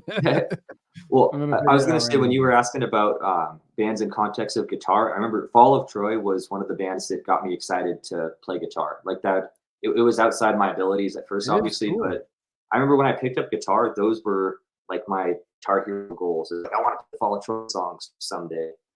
And I think that actually had a big effect on my playing too, like spending a lot of time learning their stuff, because it's like my guitar playing comes from less of a like metal background in terms of like technique, in terms of like what you see in more like death metal type of playing. It's like I grew up learning how to do stuff with almost shortcuts, where it's like Fall of Troy riffs have so many parts that are it's fast and it's a lot of notes, but it's all hammer-ons and pull-offs and like pulling off to open strings and then sliding to stuff. So I feel like that's part of their guitar style, is like getting a lot of mileage without quite as much picking, like not always, but compared to a lot of stuff. And that's I think I really I was exposed to Doppelganger, but the one that I mainly listened to was Manipulator. That was the album that I love that album, dude. Yeah, that one's not not quite as popular as Doppelganger, but I remember that was the first one that came out like right after I got into them, and so I listened to that album like crazy in high school. Yeah, it's good stuff. Speaking of Doppelganger has the songs, like I'm looking at their Spotify. They have one song that's 41 million listens. Whoa! Well, because they had a song in Guitar Hero. Oh, okay. Yeah, FCP Remix was in Guitar Hero. It's their Dragon Force. It's their Dragon Force, kind of like Fire in the Flames. Oh shit! Okay, I remember that's crazy. My friends that showed me Fall of Troy in high school, like they had been listening to Fall of Troy for a while, and they kind of showed me this band. So I'm like, okay, here's this new band that I'm enjoying like getting to know. I remember that was like right before they got that song in Guitar Hero, and I remember the day at school when it's like my friends were like, yeah, we listened to Fall of Troy. And then they learn it's going to be in Guitar Hero. they're like, oh, I don't know about that. Like now everybody's gonna know Fall Troy. It's not gonna be as cool. Like that's kind of the vibe, you know? Yeah, Yeah. that's the vibe. Well, you kind of, yeah, I know it's kind of how hipster mentality works. Is as soon as anybody else is into the thing you're into, it's not cool anymore, you know? And I have that with a lot of bands too. I do have that with a lot of music. There's certain music that I've actually been forced into that, where I've listened to it and I've showed it to so many people, but there's certain aspects about it that nobody else likes except for me. So I just have to be like, this is mine. Yeah. But then you feel weird, like, actually, no, when you back yourself into that corner, then when you find one other person that connects on the same level, then you're like, wait, you exist? Like, Right. let's talk, dude. Let's be homies, like, immediately. Did we just become best friends? Yeah, it's the stepbrother shit for sure, dude. All right, so playing with other people, did we talk about it, get into that yet? No, yeah. So I actually didn't do that until college. So in high school, the project I had where I was like making stuff in Audacity, basically, that project was called Hasty Boggles. And actually, funny story about Hasty Boggles too. Um, that band name came about because I was with a couple of my like close high school friends that I still talk to all the time. I remember we were just hanging out one day, and none of us were in bands. None of us played music at all. This was like before I even had that keyboard or anything. I remember it was just some dumb like topic this one day where somebody made that combination of words, Hasty Boggles. Somebody's like, that sounds like a band name. I say that sometimes. Me and my friend Chris, who became my Hasty Boggles bandmate, like we thought that sounded like a band. And then our other two friends that we were with, they had a different name. Forget what it even was, but they thought that sounded like a band name. And so we're like, no, Hasty Boggles is better than whatever you guys' band is. And so we like none of us played music, but we're just like we're gonna make a MySpace page for both of these bands and see who gets more likes, and whichever one gets more fans or whatever, like that's the better band. And I don't know who won that, but then like a year or two after that, when I started making music, I called it Hasty Boggles because I was like, hey Chris, we're gonna do that Hasty Boggles band that we were like joking about before. I love those inside jokes where it's like those names stick. Like we have, so many, like Spicy Dragon, But all those these are like real funny words too. So what are the definitions? What's hasty mean? What does hasty mean? It means like fast, I think, or like rushed. Yeah, Okay, rushed. so being hasty is like getting there quick. And then boggle, to boggle I the don't mind, know. boggle, yeah. Like what is I don't know what that is. Boggle is a word. Boggles the word, yeah, boggle the mind. It's like a Boggle the mind, but blow your multiple mind. boggles. So you're boggling multiple minds. They're not goggles. I'm just kidding. Well, that's cool. That's so hasty boggles. Hasty Boggles, yeah, that was my first project, and that one it was funny because like, or maybe when we were doing that, we're saying like we're gonna make our band and you two are gonna make your band. We're gonna see who gets more fans for it. Like maybe I can't remember the exact timing of it. I definitely had never made a song, but maybe I had gear or something, or like we both said we were gonna make like a song and put it on MySpace, like but again nobody made music. And then I remember I was doing that as part of it, but I also like was already interested in making music, so I kind of did it like more seriously. I mean the music is not like serious music in the sense that it sounds like it's made by a kid that doesn't know anything about anything. Does it sound rushed? Probably. A little hasty. A little hasty. Dude, but Boggle's I was, a game. Boggle's a game. That's what it is. It's a dice game, roll game. like playing the game fast. Hasty boggle, dude. Where does a bunch of hasty? All right, sorry. I low key did want to make music, so I just did it as Hasty Boggles. And then my friend Chris, who was in it with me, it's funny because we were a band in high school. We'd call it that, but and he ended up playing guitar too, and he would write some stuff with me. But it was like the whole first like 2 albums for that, I'm just doing stuff at my own, or like on my own, basically, and making CDs of it. And then Chris would do the artwork for the CDs, which he would draw in MS Paint. And he would draw this just crazy, insane shit in MS Paint. Like I don't even know how to describe it. Just like I mean, I don't mean insane like amazing. I mean insane, just like really weird stuff. Like there's there's like a giant hamster and there's like a baby and they're on a dance floor and it's like all this I don't know random stuff. It's But like someone that shreds at Etch-a-Sketch. It's like, But I mean, Yeah, yeah. anybody who can complete a work of art with MS Paint, they got my back, dude. 'Cause Wait. I literally was just like, okay, let me erase. mine in high school, I got in trouble because we had this teacher, and I was sent. We'd all trade off in computer class, like which one would send. There's a printer on the teacher's desk that we didn't like, and we'd all trade off on drawing huge dicks. Oh, I And just knew it, dude. I knew Dick were in the near future, And then dude. he'd just show up. He'd be sitting there typing. And he'd be like, "Yeah," well, he'd look at you like, and like grab it, be all quiet, and try to look around to try to find who did it. And we would do it constantly. And then he was a computer teacher. He should have figured this out a long time ago. But he finally decided to open the queue, and I was next in line.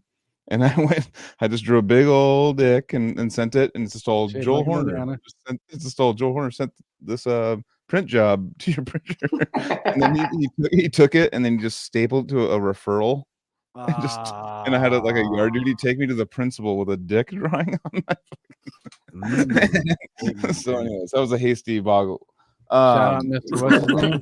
And I feel like I had to backtrack too because actually my friend Chris was saying that did the artwork, he actually did end up getting like really sick at MS Paint. Like after the like really hasty boggle stuff, he would do like sick portraits and stuff.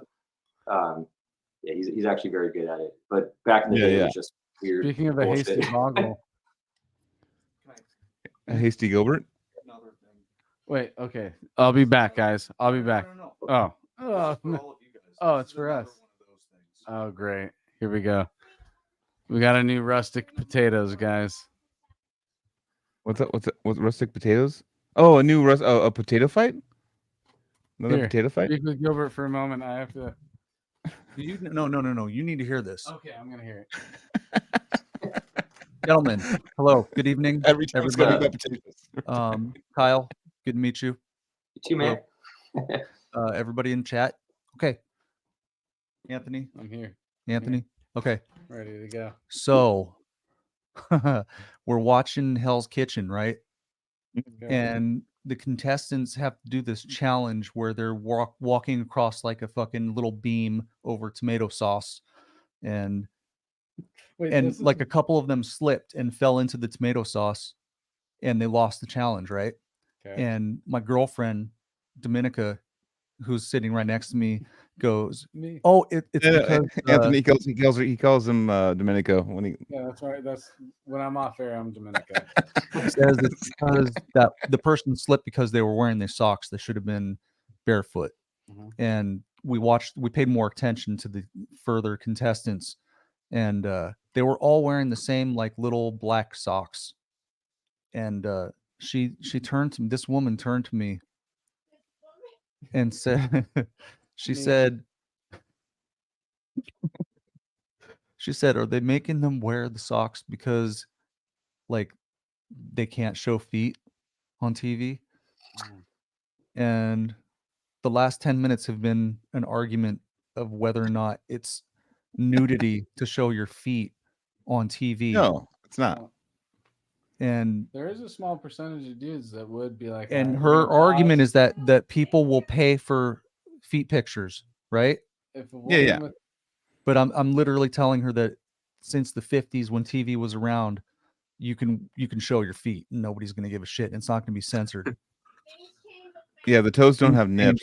And she said, but It- I said you're fi- nipples and genitalia, but she's pretty sure that feet are not permissible mean, to see on television.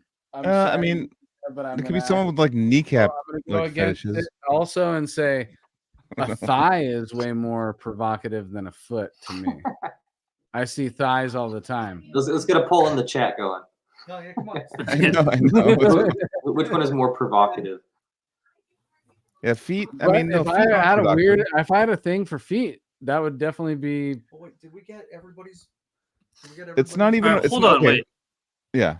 Hell's Joseph- Kitchen. I thought it was a cooking show. Why are they having Yeah, I wondered contestants that walk too. across? Oh, Yeah, that I'm might be like the thinking argument about, starts for. like, The argument Him starts just from being that. like Gordon screaming at him about a beef Wellington being cooked too much or something like that. No, they're usually undercooked. That's usually the problem.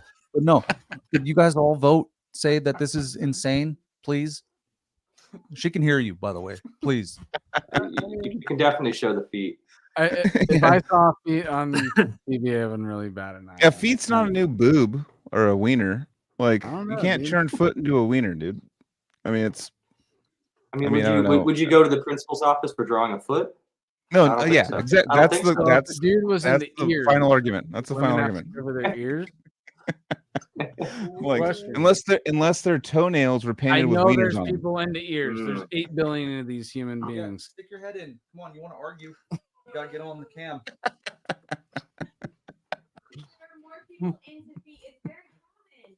I know that is more common. Gentlemen, thank you very much. Everybody watching. No, I win. thank you. Thanks to you, we're you all won, you won. winners tonight. We are. Yeah. We won. We are. Keep Hell foot yeah. And now I free. gotta go back Keep out free. I there, don't know. dude. I'm the one that has to go back out there after that, dude. All right, Kyle, do you wear I have to pee, socks and goddammit. shoes on stage, or are you a sandals guy? I'm a socks and shoes guy. Yeah, Yeah. Okay, Good choice. hot I'm kidding. take. makes I know. sense. Hard And- to rock a jacket and not have shoes on as well. That's true. Oh, Is that I got up? some bacon. Oh, Yes, nice. I got a bacon bonus for Damn, my shit. answer, dude. You got a doggy Aw, treat. Bacon strips. Yeah, I'm in a house full of cats. So I got a doggy treat, dude. Oh man. So All right, let's actually, keep it going. yeah, I want to ask a question. Just keep it a little bit in the weeds, but on topic. So you talked about like going from, I've heard of guitar players going from, singers singing first and then playing guitar, and then you went kind of backwards in that, correct? So you went Guitar from first, sure. so how do you I almost derailed. It's not the most derailed. Come on, Yeah, watch I don't any of them. think so either, dude. Sorry, So catch going me from up a like little bit. holding a guitar, like because your guitar and your artistry on the guitar is your performance a lot. Like Necrophagus, you're not expecting the Muhammad to like do a backflip and do all kinds of crazy things. Right, The right. guitar, you're like, whoa, it's crazy. So going from guitar and singing to just singing, and all of a sudden you don't have that thing, that stage thing, and now you have to be a guy without you're kind of naked. You're kind of like, Oh yeah, yeah. So how have you made the adjustment to that?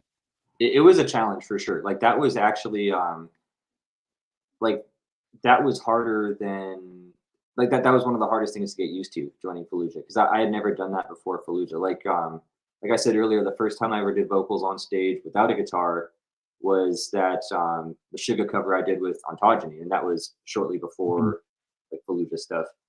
And yeah, it was weird for sure. Like even just trying to practice at home, like holding a mic, it's like I had never had to hold a mic. It's like you have a mic stand when you're playing guitar. So I was used to like singing in public or on stage or whatever. Like that wasn't a big hurdle for me at that point joining Fallujah, but holding the mic was a really weird, awkward thing at first. And you just get used to it. You just do it, like you do enough cringy things, like hopefully by yourself, hopefully in your room while videoing yourself or whatever, to slowly whittle those down and just do like, okay, that looks dumb. I'm going to try not to do You that. didn't get that opportunity though. You had to join a big band holding the mic after playing. And we recorded the album before I played a show with Fallujah too. So my first show was before the album was released, but like after it had been tracked. And so they had to kind of commit to me too. It's like without ever seeing me on stage or me like literally not knowing what to do on stage. Like they for a fact I don't know how to be frontman because I had never done it before from that. In terms of like what you're talking about, in terms of it's funny, like stage I've done that before, like just like grabbing a mic and someone's like at band practice, it's like, all right, you're a singer, and I'm like I don't know what to do. Like it's really like weird.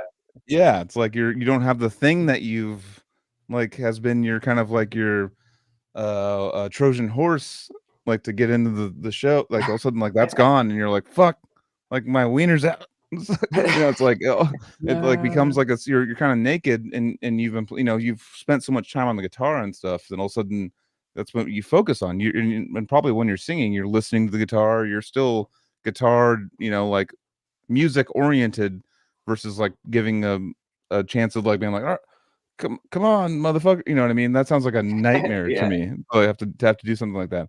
So So props to you, on your man. really was a few challenge, times doing it, where you did you feel yourself imitating some other front men that you had, you know, connected with earlier before that? Like, I'm gonna put a little Trent in this part right here. Like, Or like have Honestly, his mirrors and body stuff. movements, I'm gonna do that, you know. Like I would do mirrors to be like, oh shit, I look weird. I feel like this looks cool, but it doesn't look cool. Like I don't know what, because I don't know what I would do. It's like even Yeah. to derail from your question real quick, but like even when John Gallagher from Dying Fetus filled in for Suffocation, like I remember watching. He's like always been, you know, he's always Yeah. been like had the guitar there with him, and like watching him, he just would get all low and just go like, he would just like, because he's not a it, like it, a it is way frontman different. vocalist.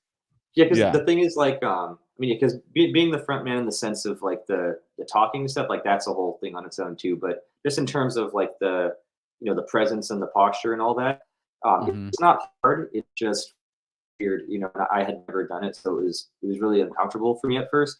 But you know, I did practice in my room for long enough to where I was like, okay, like you know, I don't think I look like a super experienced, like seasoned kind of guy, but I'm like I feel like I'll look like an idiot at least, you know. And obviously, the best way to practice is just do it. Like I'm sure Yep. after doing, you know, and the first tour I did was 6 weeks long, so it's like by the end of that, I felt very different than I did at the first two shows, you know. So you just figure it out over time too. And Totally. the main piece of advice I give people for that now is like you want to 'cause you were asking if I was like taking notes from other frontmen and stuff. And I kind of was, yes and no, yes and no. Like I was watching videos of like, okay, what do these bands like? What do people look like? You know, but I don't think I had any one big influence for that. I even had friends Mhm. tell me that. Like, I remember my friend David Wu was like, it's like, what kind of frontman are you going to be? Are you going to be like this or this? I'm like, I don't know. Like, I have no. I just I'm don't gonna want to be look stupid. Kyle. That's my goal. Yeah. Yeah, But yeah. that's Me, myself. but that's what I tell people though, that like um you want to like it's best to, it sounds cheesy, but like not just to be yourself, but like do what makes you comfortable, because the whole point is you want to look confident on stage, and Right. like faking that confidence, it's like an uncanny valley type of thing. Like you can tell when they're faking it, even if they're doing 99% of it right. You're like, that dude's nervous and he's That's trying to do kinda what moves I that was make him look cool, but you could tell. And it's like I think building it's this towards, was that very thing, was like it emulating any kind of front man is how maybe you might, you know, hide the non-confidence or give yourself some confidence in those times. But really, it's like it doesn't matter what you're doing on stage as long as you're comfortable. If the crowd knows that you're comfortable doing what you're doing up there, you're gonna end up being Kyle. You're not gonna be Frank Mullen. You're not gonna be whoever, you know, you're trying to emulate, or people right. would think that you would try and emulate. You're just being Kyle on stage, and this is how Kyle does it on stage. And that is now, you know, the older I get, those front men are the ones that stand out to me. The ones who Doing are their own being thing. totally goofballs on stage and doing absolutely nothing that anybody else has done. Those are the guys that make me follow them the whole set. I'm watching them. What's the next thing those guys are gonna do? You know? And it's tempting to want, or it's like sometimes you feel like you want, like you should be like that. You're like, damn, these guys, like the other bands are with dude doing all this cool shit. You know, their frontmen are like crazy. They're running around, whatever. And like on one hand, that's, I mean, that of course it's cool, you know, but you don't want to push yourself so far into the zone of trying to be something that isn't natural Yeah. to you at all, to where That then could it be feels bad. forced. And so it's like I think you Yeah. should try to be the coolest version of yourself. Like just I do was using Totally. that as an example, but the example of also seeing the dude who is just more within himself, but still, you know, being himself on stage. You can see when a dude is, Authentic. sheltered, not letting it out, versus just kind of Yeah. being, a little, you know, not really moving around much, but totally hitting that's just, it doesn't matter as long as you just feel the realness. And we've been at these shows enough in our lives to know when somebody's fronting and somebody's actually Mhm. out Mhm. there putting Ironic their that heart on fronting their is bad in that sense, like we're supposed to be gonna fronting. say. That's the whole point. We're fronting. Fronting. But it's You true. It's like you can't fake the confidence. It's like you're so it's like make sure you're putting yourself in a situation where you can get to that point. Like obviously you want to challenge yourself, and obviously you're going to be uncomfortable at times, especially when you're figuring it out, and that's normal. But it's like there's so many sick examples of frontmen that are on both ends of that spectrum you're talking about, where it's like some people are crazy or they're super funny between songs, or they're like, just super high energy and it's fun to watch. Or there's Mhm. people that are just more kind of serious vibe, more focused kind of thing, and that's cool too. But it's like just I just tell people like don't try too hard to be something that feels really unnatural to you. Yeah, Right. definitely. Yeah, because I mean, people can sniff it. They're like, Yeah. oh, like it's Not like only that, you're doing yourself a disservice, because I think when you truly, be yourself is when you start to expand truly as an artist, and you start to break boundaries and figure out different aspects of yourself that you weren't exploring when you were trying to be somebody else. yeah, Yeah. Well, that's true. also, I would imagine like joining a band that has had vocalists before, and if the band is of a certain high stature, then there's like more of a head trip about like embodying the vocalist or like the position of Mhm. that band versus Right. just Meeting being that yourself. expectation. It's not like Totally. yeah, it's not simply obvious that you can just be yourself. You're like, well, they're expecting something, so that's where the head trip starts or whatever. So how do you feel about like joining Fallujah? How is that like with respect to that band? I would say is interesting. Yeah, I mean it's question. been awesome. I mean, it kind of came out of nowhere for me too. I mean, I realized that I was a pretty unlikely candidate for the position. I mean, it's like, yeah, I was from the Bay Area, and yeah, I was, had been playing music and stuff, but I was, I wasn't a death metal frontman. I wasn't like known for that in the scene at all. So I was as surprised as anybody to get the chance to audition for that, but it ended up being a good fit and worked out. And yeah, it was really cool. I mean, I'm still excited to be having the chance to be here doing it. So talk about the audition Did though. you- Like, so you probably knew Scott through some sort of the scene, correct? And that was kind of like they were. Yeah. Go ahead. Barely. So yeah, the only connection we had, other than mutual friends, right? Because it's like a lot of us Mhm. know each other, right? I mean, I had friends that went to high school with them and stuff, but the only interaction I had ever had was so on my Archaeologist release, it was this long single we put out in 2019 called Winter's Wake, back when I had Archaeologist as a full band. Um, I wanted to do this long song with like kind of split it in half and have two guest features, like one guy to do a solo in the first half and one guy to do a solo in the second half. And the first half, when I was writing it the whole time, I was writing this part with Paul Masvidal because I love Cynic, and he was one of my favorite musicians. And we had a couple of mutual connections there too, where like I had a friend that was like, oh, I could put you in touch with him, like give you his email or whatever. So I was like, okay, I'll shoot for that. Maybe he'll be down. And so I kind of wrote the part with him in mind, and then sent it to him. And he did get back to me. And he was super nice, and he kind of said like, oh, I'm working on. He was working on his like solo album trilogy at the time. So he's like, oh, I've got a bunch of stuff on my plate, so I don't really have time. But he was really nice, and he's like, good, cool song, good luck with everything and all that. And so, anyways, while I had been writing this with Paul Masvidal in mind the whole time, my bassist George, who did in Cyborg Octopus, the whole time he'd been telling me, he's like, you should get Scott from Fallujah. And I was like, yeah, like Fallujah's like pretty cool. Like I haven't done like the full dive on them, like I don't know their stuff super well. But like maybe, yeah. But he's like, get Scott from Fallujah, dude. And then when Paul didn't work out, I was like, fine, we'll do George's idea. We'll get Scott from Fallujah to play on the song. And I knew he was sick. It's just like it wasn't who I had in mind at first, honestly.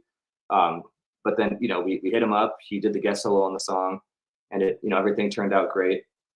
And then like 3 years after that, I had never met Scott. Like I never talked to him besides a couple of messages relating to that solo and everything. Never met him in person.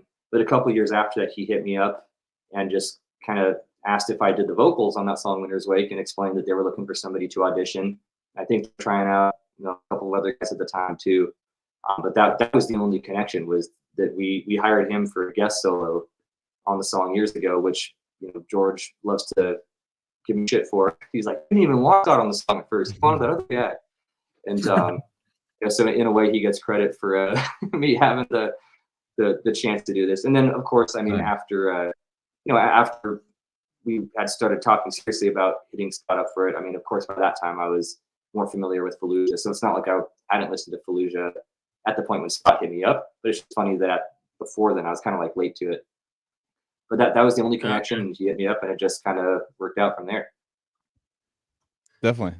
Can I ask tell about? Go ahead. Oh yeah, I was just gonna ask, since you got more in Fallujah like kind of later on, like compared to me, who like I was really into the Harvest Wombs, and I remember even the demos before Harvest Wombs came out. So, but like, how do you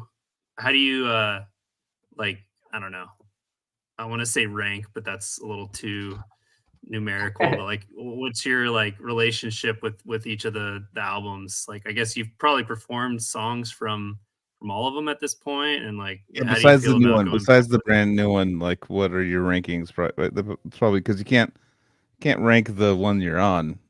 Right. Yeah, not counting that. Yeah. Or you totally fucking can, dude. And I would back it. Or you can go backwards on the timeline, or my idea is well, I really like Nomadic, the EP. Like that might be my favorite. It's almost hard to compare that the same, because it's obviously much shorter than the full albums. But I think those are two of my favorite Fallujah songs on Nomadic. Definitely. Yeah, those are it's the hard- best in my opinion. Yeah, it's hard for me to pick a favorite, because I feel like if I looked at my list of favorite Fallujah songs, they honestly are pretty mixed between the albums. Dreamless was probably the first one I connected with a little more, and that also was like the newest one at the time when I was getting into them. Although I think I heard The Flesh Prevails like once, sort of when it came out. For a long time, Fallujah was one of those bands for me where it's like, especially being in the Bay Area, there's a lot of people know Fallujah because it's like we're from there. They were kind of one of those bands that I'd hear the name around a lot, and I knew them as like a highly respected band from the area. But there's just so many bands, and it's like you don't have time to get into every band. They were kind of one of those bands for me where I was like, oh yeah, that band's cool, but I don't know them too well. But yeah, Nomadic, and then probably Dreamless or Flesh Prevails are my favorites after that. One of those. For sure. I enjoy the story of how, because a band like Fallujah, who is already established, most of the time, a band like that would, if they're looking for a new vocalist, they might end up just with somebody that's already established, people know. And I'm not saying that you weren't known, but I'm just saying. Oh, I wasn't, think not compared to the competition, for sure. Right. So, and I think that makes it even cooler, because it was based on a collaboration that you guys had where you didn't really know each other, but you both saw what each other were capable of in this one song that you guys did together, and something sparked something on Scott's side. I don't know how much it sparked for you, like how after that song that you guys did you feel like you wanted to work with Scott more? I mean, Before of the course, Fallujah yeah, thing of was- course I would have yeah? been down.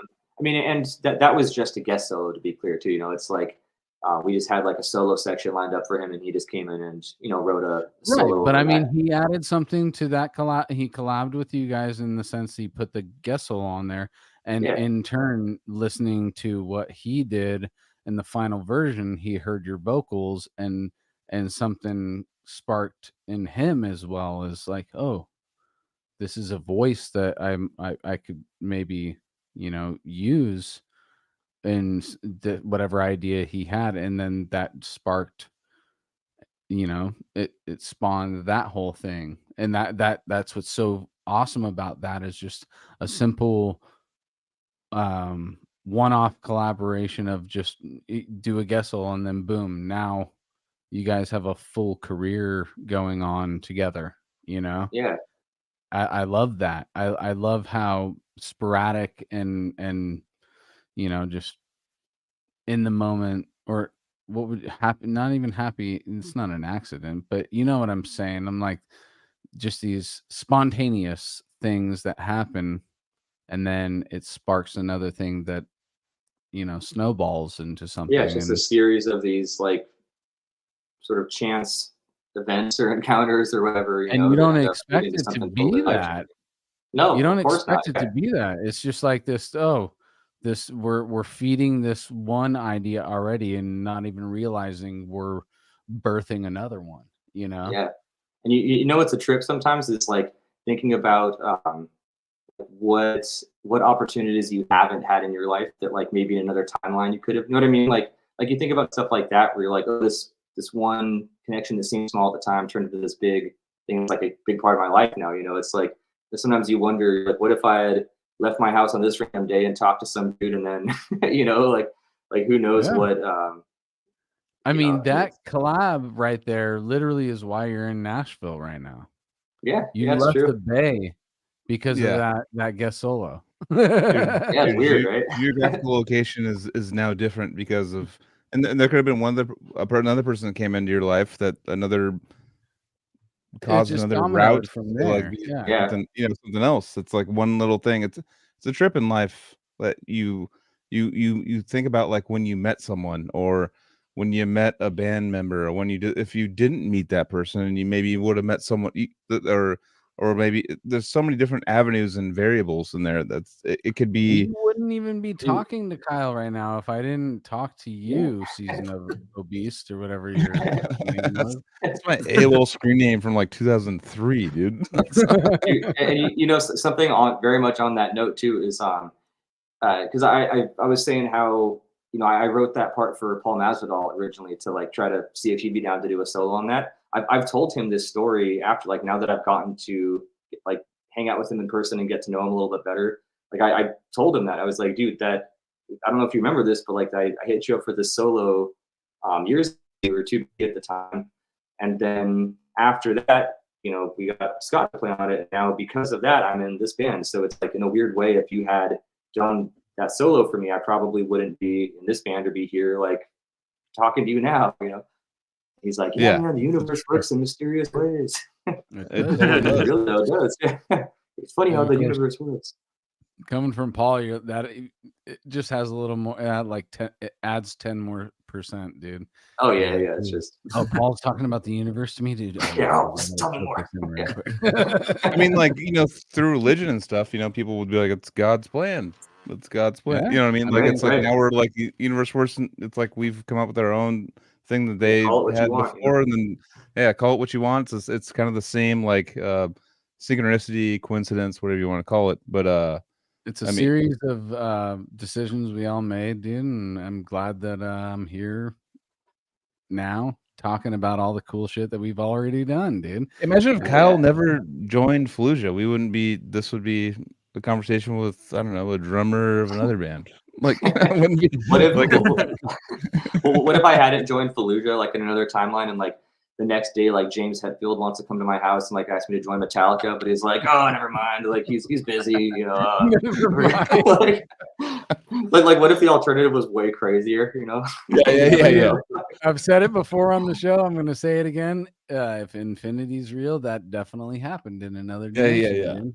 Yeah. Another multiverse. We've had you're playing Metallica. You're James Hetfield. Yeah, but Metallica's like, oh, we want you to join the band and we're gonna play the first ever show on the moon. But yeah, I guess you're busy, dude. Like, and all the Metallica songs you're playing are just backwards Metallica songs. Like, they're just like...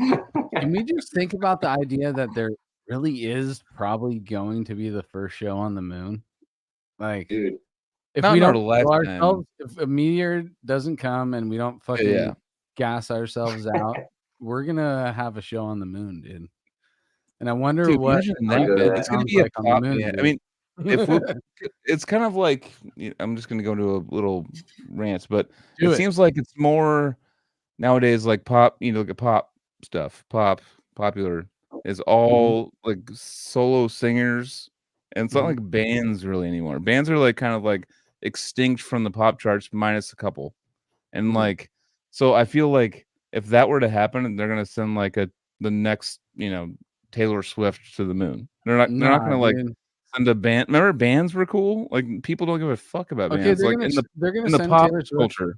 and realize that sound moves differently up there, and her music sucks. And then Sounds like fucking the Neurosis moon's like is the gonna go up real there, like dude. So Neurosis like is gonna slowed go up down and there, and satanic. they're gonna hit the frequency of the moon, dude.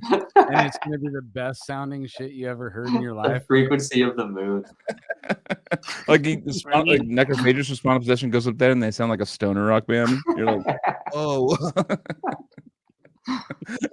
Holy shit. Oh god Do damn. gravity. Gravity's Is it different.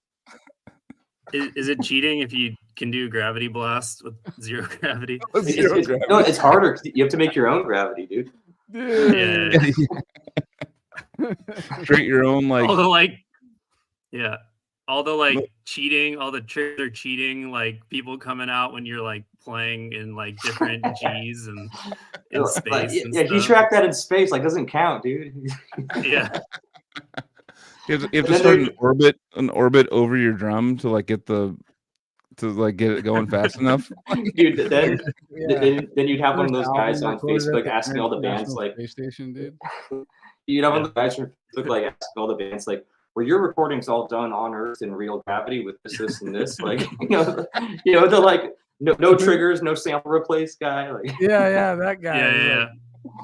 You play acoustic drums on this album? Chevy. Shout out Chevy, on dude. Earth.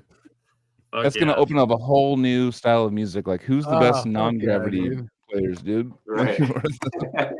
that have that Yeah. they have to go through that filter to play. Anyways. I mean, dude, what didn't Kevin Talley record in the back of a van or something on the decrepit demo or some shit like that? I Did he heard it really? was in the back of like a, I don't know what it didn't was. know It was that. like a vehicle. If that's the truth, it's like, dude, I don't think it was moving though. you know the aircraft that goes just out of the atmosphere or whatever. Just record your drums up there, dude. You might get a few more. It's like trying to catch your BPM. cymbals, to grab your cymbals, and there's no frequency, just so like snapping no down like Billy sound gets Jordan made. and going upside down. There's no vibration frequencies, so there's no sound. Just like you're just hitting a bunch of shit, and like nothing's It just looks cool. lip syncing moon videos. Anyways, back to I think Yeah, dude. You had no like. I mean, the time- you did have the I know. trials of like making music and shit, but going from that to Fallujah, that's like a big step, right? You felt Yeah. like you were taking a gigantic leap. Well, there was stuff in between too. Like there were, I mean, it was still a big step for me for sure. Like I had never toured when I joined Fallujah, but I had played shows. Like even before Archaeologist, I had a band. After the Hasty Goggles thing, I went to college, and in college I had an indie rock band called Tilted Tides, where that was my first time like playing live. My first show was in our own house. We just like put mattresses up against the windows and stuff so the neighbors wouldn't complain. We had a bunch of people over and did like a house show in our own house and called it a show. But yeah, Tilted Tides was the first band that I had where I was like, I was playing guitar and singing, and it wasn't like technical metal stuff by any means. It was like indie rock, but I would do like math rock kind of stuff too, where I like throwing in weird time signatures or I don't know, yeah, just kind of whatever I could like handle at the time. But I kind of started playing shows with that for a couple of years in college, and then we all left college and moved away, so that band kind of disbanded.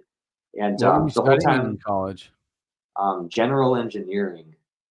Okay. Nice. So yeah. Did that eventually get into what you're doing outside No. of music, or do you? No. Oh, well, outside of music, yeah.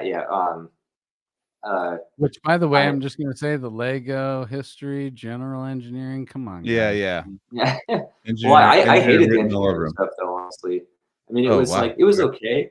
I mean, I shouldn't say hated. I mean, there's obviously worse like things to be doing, like I wasn't, Disliked. like, suffering or something. But I wasn't like into it, and it became very clear in the later years of college too. When like at first everybody's like, "Oh, we're at school. So school sucks, obviously, whatever." But in the later years of it, I found myself more and more around all of these. Actually, I started mechanical engineering, and in like my third year of mechanical engineering, it was like I felt like all the people around me were really into it, where they were like like interested in like building engines outside of school and like doing projects and stuff. Like they had hobbies relating to it. I felt like I had no connection with that at all. You know, I'm like, this is Like once just you're out of there, you weren't thinking about that type of shit. not at all. Like zero interest Yeah. in it outside of doing my thing. That's going a to that's a school and all red that. flag right there, dude. That's Yeah. you gotta And be you- passionate, dude. And you know what's funny though is I did a music minor while I was in school too, which was it's a lot less than getting a full degree. You just take a handful of classes. But when I was taking like the theory classes and stuff, I remember I would spend a lot more time hanging out in the music building with the music kids there. And I remember being in those classes. It's like, okay, because you're in engineering class, it's like, oh, these this we've got these big projects and all this work to do, and it's hard and it sucks and all that. Like when I go to the music classes, it was all like really exciting and fun stuff. I had good teachers there too, and there were some like very practical classes where I definitely picked up skills that I use every day now. So I was very excited to be there, like doing that stuff. I'm like, this is fun. Yeah. I'm learning music theory, and I'm like I'm putting names and terms to like things that I kind of already know or have been exposed to, but now I understand it better, and it's awesome, and I'm excited. But the funny part is that a lot of the people around me are they're like going to school. You know, they're like, oh, that sucks. We got to work on this project for music class. Like, Yeah. school sucks, right, guys? I'm like, dude, you guys are on the fun stuff. But it's all just a matter of perspective. You know, for some Yeah, people, it is they're totally excited a about the engineering perspective because it thing, dude. relates to their hobbies or passions, and that's cool too. Do But you feel that with the general engineering thing, do you think anything subconsciously worked its way into how you structure music and stuff like that? Like, I don't know, what type of things you would be learning in a general engineering, working towards that degree or whatever, but I would think there might be something in there that you could eventually apply to creating music. No? maybe. I mean, I feel like my inclination is to say no, but there may be things subconsciously, just related to like problem solving or something. I don't really know. I don't feel like anything Like directly carried over from structuring that, at but all, like song structuring, like the way you would maybe like think about how you would structure something, would that at all apply to Well, I think it would be making more music? like as part of how his brain is configured before getting into engineering or music. I feel like it's yeah, it's maybe something questioning and more like trying that. things. Yeah, Yeah, and because like the stuff we Yeah. learned in school was like formulas and learning about electricity and like Mm, physics and Mhm. shit, And so it's like mhm. Yeah. on a surface level, it doesn't carry over, but yeah, like you said, maybe the I way your would brain is say, working. yeah, like rest of the go. area of engineering that's like most applicable to music would probably be if you're an electrical engineer, you could get into audio design, like building audio hardware That's true. or something like that. And I think nowadays there's a lot of like neural and companies like that are hiring like computer scientists to design like algorithms and plugins that rely on ML algorithms. But Mm. yeah, in terms of like general engineer, I'm trying to think if there's like a musician who was trained as an engineer. Like we know Brian May was a physicist, like an astrophysicist, and Yeah. Yep. I don't know, yeah, like the Offspring guy is like a bio PhD or whatever. Yeah, I'm dude, trying to also- think if there's Isn't engineering. Giannis? Dude. What's his name from Quo Vadis? Yeah, he's a physics guy. Yeah, close to Yeah. engineering. Yeah. Dude, you And mentioned the Muhammad makes Offspring. fucking BMWs, dude. So I don't, German engineering. You mentioned the Oh, yeah, Offspring. I forgot about them, but that was my favorite band after Green Day. that was Actually, that was my Hell favorite yeah. one. That was I mine. love I that went, band. I went Yeah. I Offspring, think that went we all have Offspring a connection with Smash and then Smash. Green Day Dookie, and then Yep. like Offspring Smash was like I have a shirt like right I can see it right now folded up like that's I'll always rep those still albums, dude. yeah, Yeah. that album was literally but up there it's like a connecting album. It's like certain moments in your life that you'll like Holiday that's huge for me. I remember where I was when that came out, and I remember like what I was going through. It's like certain like snips in time that those Yeah, exactly. songs. Yeah. Again, and Green Day and the Bay and Oakland and all that shit, like that was all tied in it to me. So anytime Green Day came out with something new, I was feeling Bay vibes, It was kind of like almost like I would be more inclined to be down with a Green Day song just because of where I'm from. And I Jesus. know Joel could probably feel that with like sports and shit too. Like Yeah, kinda Kansas City feel like Chiefs. Yeah, where I'm from. Yeah, totally. no, but I mean like I guess yeah, I shouldn't have said you, but people who deal with their like local teams and all that kind of shit, you just have this natural like nostalgia built in. Offspring's for from Garden Grove, California, formed in 1984, the year of Yeah. our I birth. think Orange that's like County. SoCal somewhere, right? Yeah. Okay, That's okay. where I am. That's like 20 minutes from me. Wow. I mean, we've got the Damn. whole like SoCal like punk scene down here. There's Yeah. still like the venues in Anaheim where those dudes all hang out. Like they're in like their 50s and 60s now. Like, and the Cougars are there hunting. I And mean, have to everything. stop Nashville's everything. sick, dude, but Cali, dude. Cali Matt dope, Loftus, dude. Nah. dude, sick drummer, just fucking called out like a family friend that I've grown up with my whole life. Matt Loftus. I've known him since I was probably 6 or 7 years old, and yeah, he is like, I don't know why we're I've going. met Matt. But no, but you know Matt. Yeah. Yeah. He's got like 7 PhDs. I'm not even kidding. Like he is. He's like a terminal academic grad student. And when Yeah. you Yeah, meet yeah, him, you yeah. don't He went to realize how Berkeley smart he School of is. Music. He went to Berkeley School of Music, got like 3 degrees there. Then came back to university. And shout out Matt. I love Matt. I've grown up with him my whole life. Like since the first time I've heard any kind of rock or death metal, he's been there. He's my brother's best friend. And yeah, he has like 8. I think he has 8 PhDs now. Like 8 PhDs, Wow. dude. Oh my Dude. god, We got- there he goes, dude. Hi, I can't Oh, stay. dude, She doesn't feet. see me right in it. She was still trying to argue. It's First of all, Mike, It's that's an alright. easy conversation to shut down. Feet are allowed, dude. Like buttholes, penises, vaginas, I mean, really, like dude, if you're down with breasts. whatever, just fucking I'm down with armpits, dude. Let's go, dude. Just shave it. And let's do it. Where does it I- end? Like I- you can't show your face. It's sexual. You can do sexual things with your face. You can move your tongue around. You can do like weird things. So we Heard it should here not. first. No, but finish your thing on Matt because I want everybody to know about this. Dude. I want everybody to really know about Matt because Matt is one of these like undo crazy brains. We need to that- have. We'll have him on soon because I'll contact him because he's I would love to dude- talk to Matt, dude. I truly would. he is so insane with like equations and physics and everything. He You're could just be our like, Neil whoa. deGrasse Tyson, dude. He's Neil deGrasse Tyson of like death metal Neil deGrasse Tyson, but he randomly was like cephalic because I grew up like as a little kid, and Matt and my brother would like bring me to cephalic practices and stuff, and they'd just be like, "What?" Like cephalic would be tripping on him, like, "What the fuck? This guy's insane." And he ended up doing a tour with them just to fill in once. But anyways, to see Matt Loftus's name in, there's certain things that you can put in the chat that I'll have to stop everything, and that's one of the like Talking 4. about little things that turns into bigger things, dude. I Yeah. would love to talk to Matt, dude, and Yeah. maybe his name is Right now we're talking to Kyle. We'll do that. But Kyle's awesome too. I love Kyle's fucking rad, dude. And Kyle's also like, to me, I think of him as like kind of like an anomaly in kind of like there's certain people in the San Jose metal scene that I've seen, like, you know, Alex that joined Odious. There's a lot of people that have come out of that scene that's very cool and very talented, insanely talented.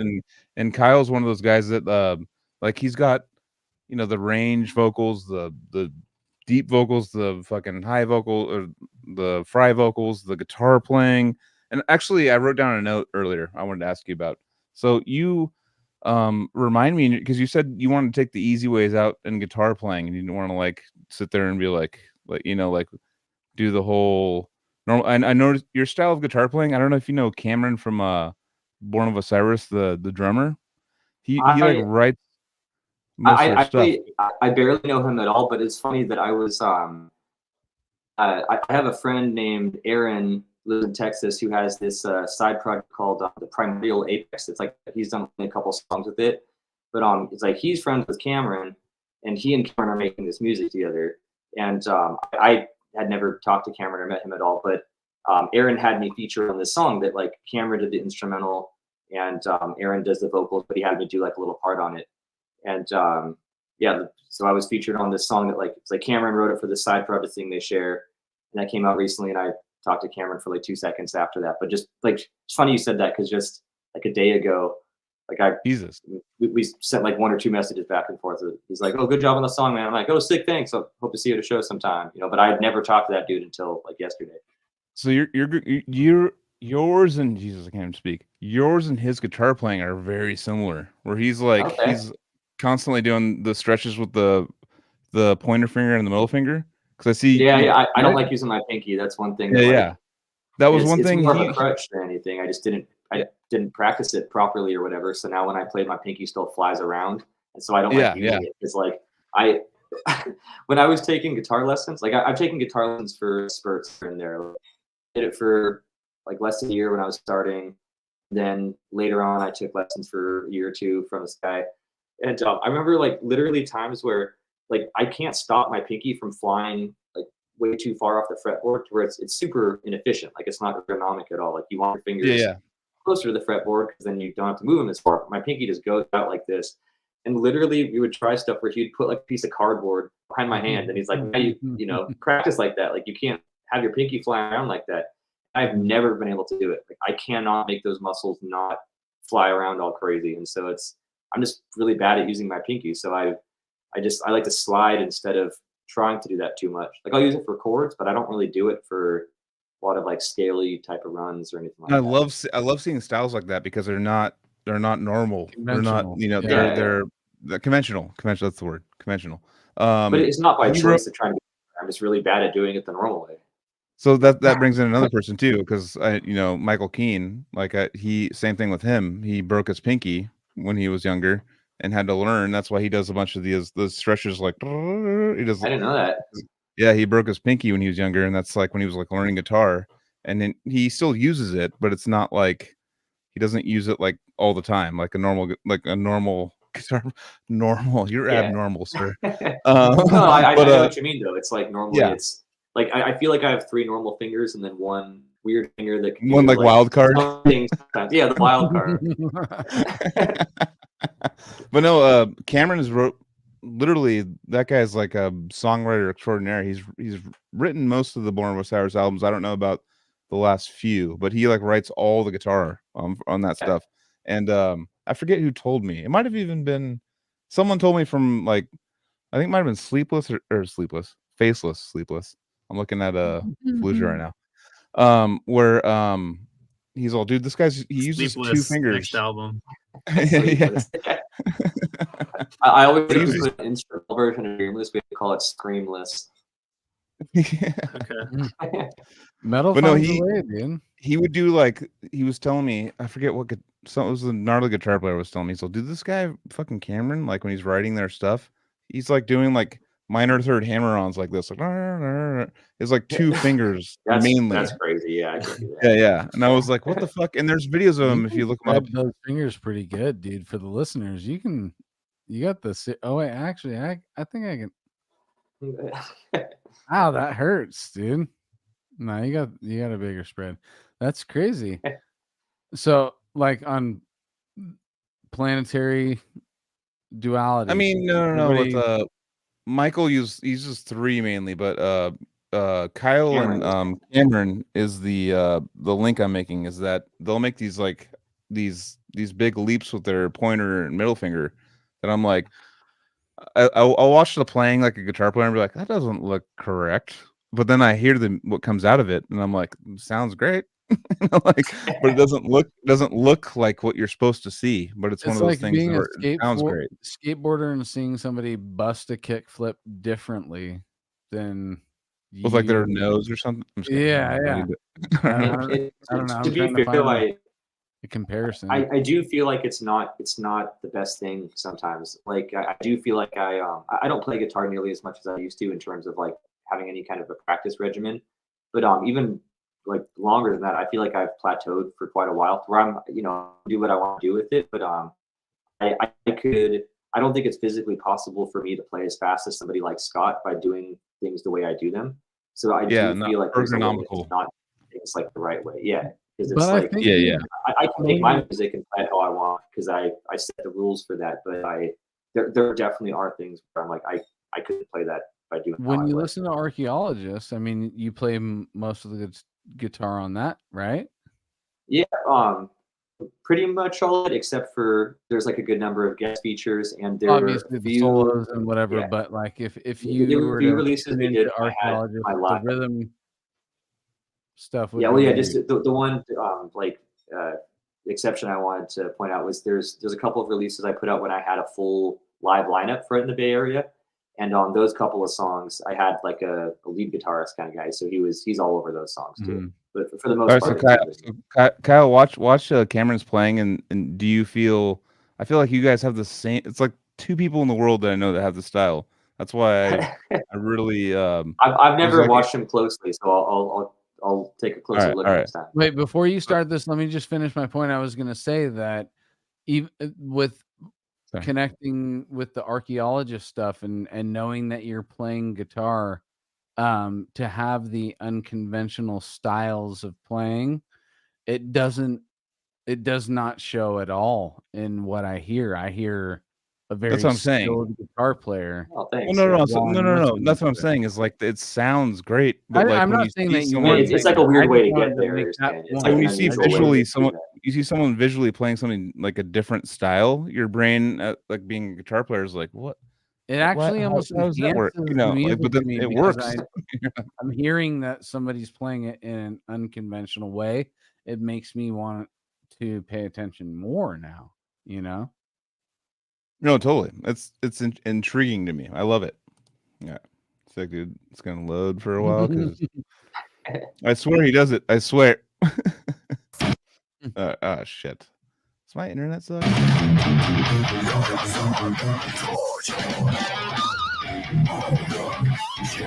Is his hand huge, or is that just like the angle? It's a little bit warped. I was thinking, is his hand like massive, smaller than ergonomically to his body? It looks like there's a little bit of a like fisheye thing going on a bit too. Like there was a moment there where his hand looked like Hulk hands. 6 foot plus. Huge. He's got big hands. Yeah. 6 foot plus, I would say he is, right? Talk about his wiener, but well, his wiener definitely.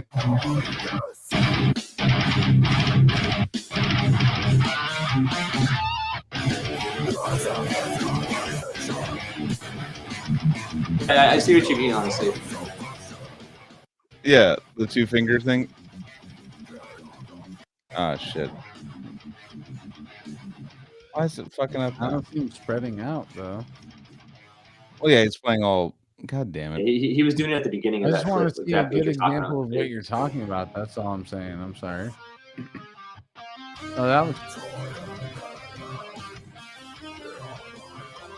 You can tell that those first 2 fingers are the dominant ones. They're doing most of the work.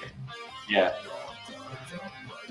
And that's another thing I do too. Is I'm often much more comfortable making like bigger leap up and down the fretboard in terms of like low frets to high frets than I am changing strings. And so like I'll end up doing like slides up and down and doing not quite as much like moving between the strings sometimes.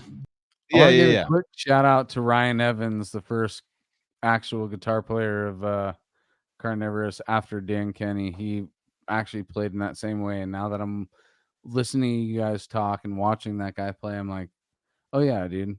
In death metal, your index and middle finger can totally be your dominant, and you can get through it.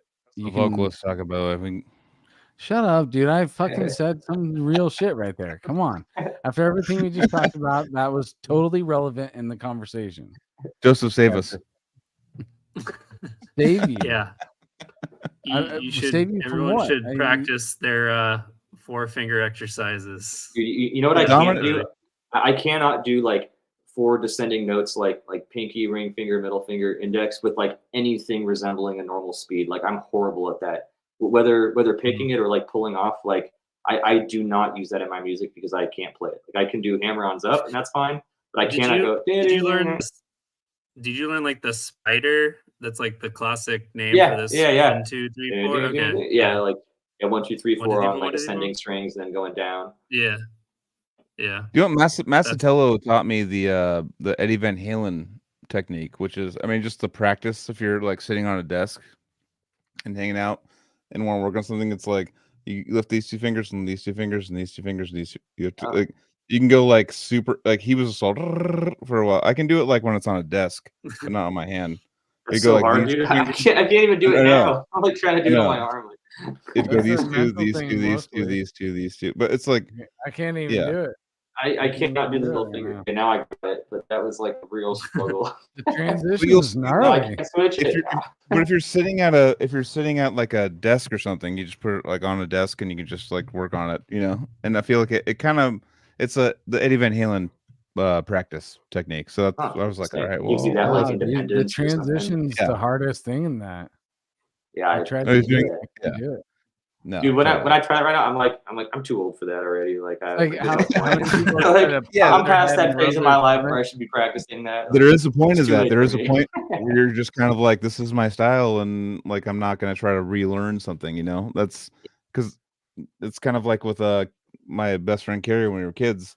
He was like, I'm gonna try to like learn all these, because I was like we were all both down picking so much that he was like, I'm just gonna like relearn everything I know with alternate picking, and he did it. Yeah, and then Son just of like- Aurelius happens, and it's Yeah. And then he like got it all down, and I was like, Jesus Christ. Well, I'm still to this day no like pun intended. sitting I've got it all down, but he got it all down and up. I just want ergonomic. Yeah, exactly. Got it all down up. Quick shout out to Kerry Gear. Love you, brother.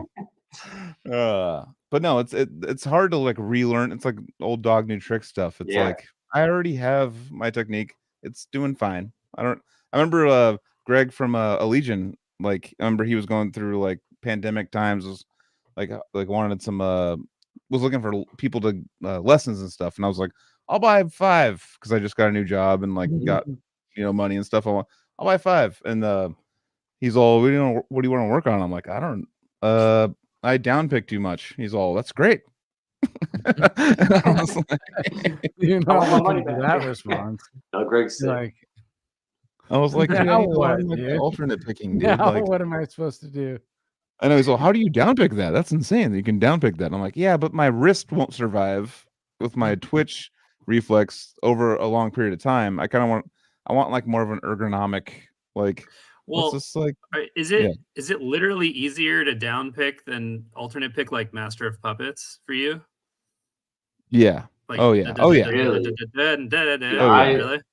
I feel like many years ago, like, because Metallica was one of the bands that I was like really into when I was starting guitar too. That was one of the bands that I want to play Metallica riffs, I want to play Fall Out Boy riffs. And I remember knowing early on, like I'd already heard the thing where it's like, oh, you got to play it all down pick. That's how you're supposed to do it. I remember abandoning that after like a week of trying. I'm like, yeah, fuck that. I'm not doing all down picks. Like, just not what I can do. Not what I'm. And so I still to this day, like Master of Puppets, like I'm just like, I don't care. Like, do all you want. I just remember like I didn't know that it was so. I thought it was like a cheating way to do it, and so I remember hanging out with like Naveen and Casey back like in 2004 or 5, and I was like, Casey's old dude, show Naveen your Twitch thing. I was like, and they're drummers, and I was like, whatever, dude. It's like, oh, I was like just showing them like on a table how fast I can twitch my hand. They're just like, what the fuck? And I'm like, oh, okay. Well, I have a natural thing I didn't work anything for. I just got it, you know. And that's kind of what Greg was saying too. He's like, just use that. And I was like, yeah, but like it's so much more of a chance of fucking something up to me. Like when you're like down picking that fast. And it is less ergonomic because you are going back up still. Yeah. Down picks. Like that's it's not like you're just going down. Yeah, you're literally going up anyways. Yeah. Yeah, exactly. That's Joel kind of taught me like how to death drum for sure. Yeah, it's the death drum. I listened to the Prog Report. If you guys know, they do these like album rankings, whatever. They had Metallica, they ranked, and they mentioned that up until Saint Anger, maybe a little earlier, James did all the rhythm guitars, and it wasn't until I think Saint Anger that they even had Kirk record anything other than the solos. And then for Death Magnetic, it was James back on. Yeah. Dude, that's my favorite Metallica album, by the way. Death Magnetic. I was getting excited to listen to the I haven't ones really listened to it. Yeah. I firmly believe that if that album had come out like a decade earlier, I think Yeah, that would that's be the thing. ranked just like That's the right test.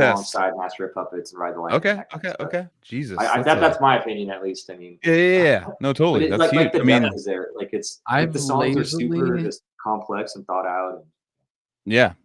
I've lazily flown the flag of first 4 albums for the longest time, and I've for the last maybe since we've been doing this show, I'm like, I need to listen to more Metallica. Dude, you should get into Lulu, bro. That album's sick. I'm the But table. that thought has been there for now 3 years of the show, and I still haven't done it, dude. But I really should Don't do listen it. to Lulu. Like Black Yeah. Album, I heard a few songs off of it, and I was like, oh yeah, no, I actually remember totally connecting with these songs. So I don't know, dude. Fuck the critics, dude. I just need to. Well, yeah, I think Black- Yeah, I was Good. just saying, I think I'm naturally kind of like contrarian with that stuff too. Like I feel like when I'm going into an album, everybody's like, "This album sucks." I'm way more inclined to be like, "You guys are stupid. Yeah. This album rules." I mean, unless it does just suck. But if it's yeah. if it's And like I'm maybe like not that. quite what people wanted and they hate it because of that, I'm It's a more inclined popular to be- band and everyone hates it. You're like, well, you know, like the Believe old me, school Joel's bands hate it. known me to It's the be a same thing guy with- that just fucking stuck behind. No, dude, this fucking shit's sick. So why You am got- I no, you- doing you it have- with later Metallica? Yeah. No, I used to make Why- fun of why Anthony am all the I- time. I'd be like, Anthony likes this when we were like in his car, like at band practice. We'd get his I iPod would and be play like, like the human "Ugh." abstract at the Odious house, No. and they would be like, "You're a fucking idiot, dude. Why are you listening to this right now, dude?" And I'm like, That was "Listen to like the shred, elitist- dude. that was Listen a, to the shred." I think there was a time in tech death where it was like it was so underappreciated, and anything that was like Clean vocals singing, were definitely anything that I brought with clean Yeah. vocals. You guys were yeah. down. It was like we were like at the point like in 2004 to 9 was kind of just like whatever, clean vocals, dude. Besides Cynic, fuck you. You know what I mean? Besides- You were- yeah. yeah, Cynic gets a pass. Dude, that's so true. I feel like Yeah. they So didn't happy quite get when hit all by that. y'all started listening, being appreciative to Spiral Architect.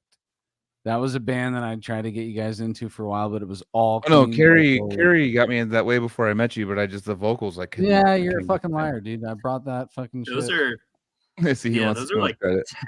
those are like technical clean vocals in Spiral Architect. It's like pretty wild. It's a bird up. Um, You're like, stop trying to match the guitars, dog. Just shut up. I Stop just trying to one. match the guitars, dog. I love Yeah. it. He literally is and it works. But I don't know, just starting to kind of wind down here. I had one more question for Kyle about like getting into this style. Like you're coming more from like indie, math rock, post-hardcore. Like when did like you actually get into like death metal or like extreme metal? And like Yeah.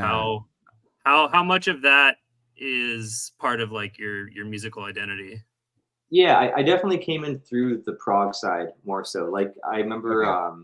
because I got into like heavy aggressive type of music, through the rock thing or the emo thing or whatever. Like AF, for example, incorporated screaming. That kind of got me into other bands like that.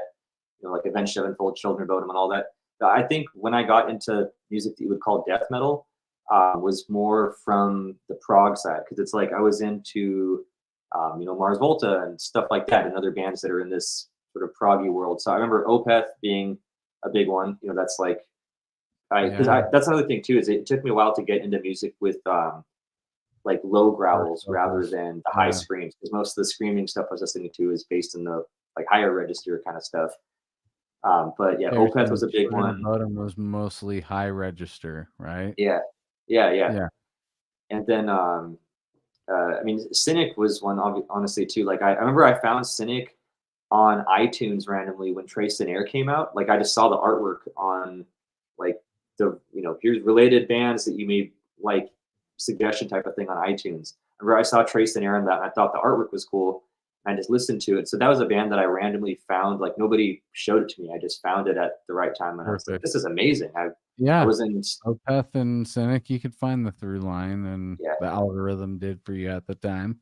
Yeah, and then Meshuggah is my favorite band nowadays and has been for years now. And that's What was the first Meshuggah album you came across? Nothing.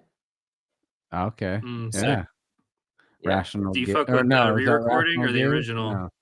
No. I got used to the re-recording. I think the original might be better, but I didn't know that for a long time because the re-recording is the one that I heard and was totally used to. Yeah, me and too. I felt like I had no reason to really check out the re-recording to check out the old version because I'm like, well, they redid it and I like the new one. Like, why would I check out the obsolete There's version? But I kind of do there's like a the version old on one. there's a version on YouTube that's the original drumming and the new guitars. That's probably they the use way to AI go. to, dude. It's sick. It's way sick. 'Cause Yeah, I think the original one had a better snare. yeah, Like I'm better not, drum I'm yeah, not it's a sound. little too livelier. familiar with Meshuggah, but is that the one with Rational Gaze? The Yep.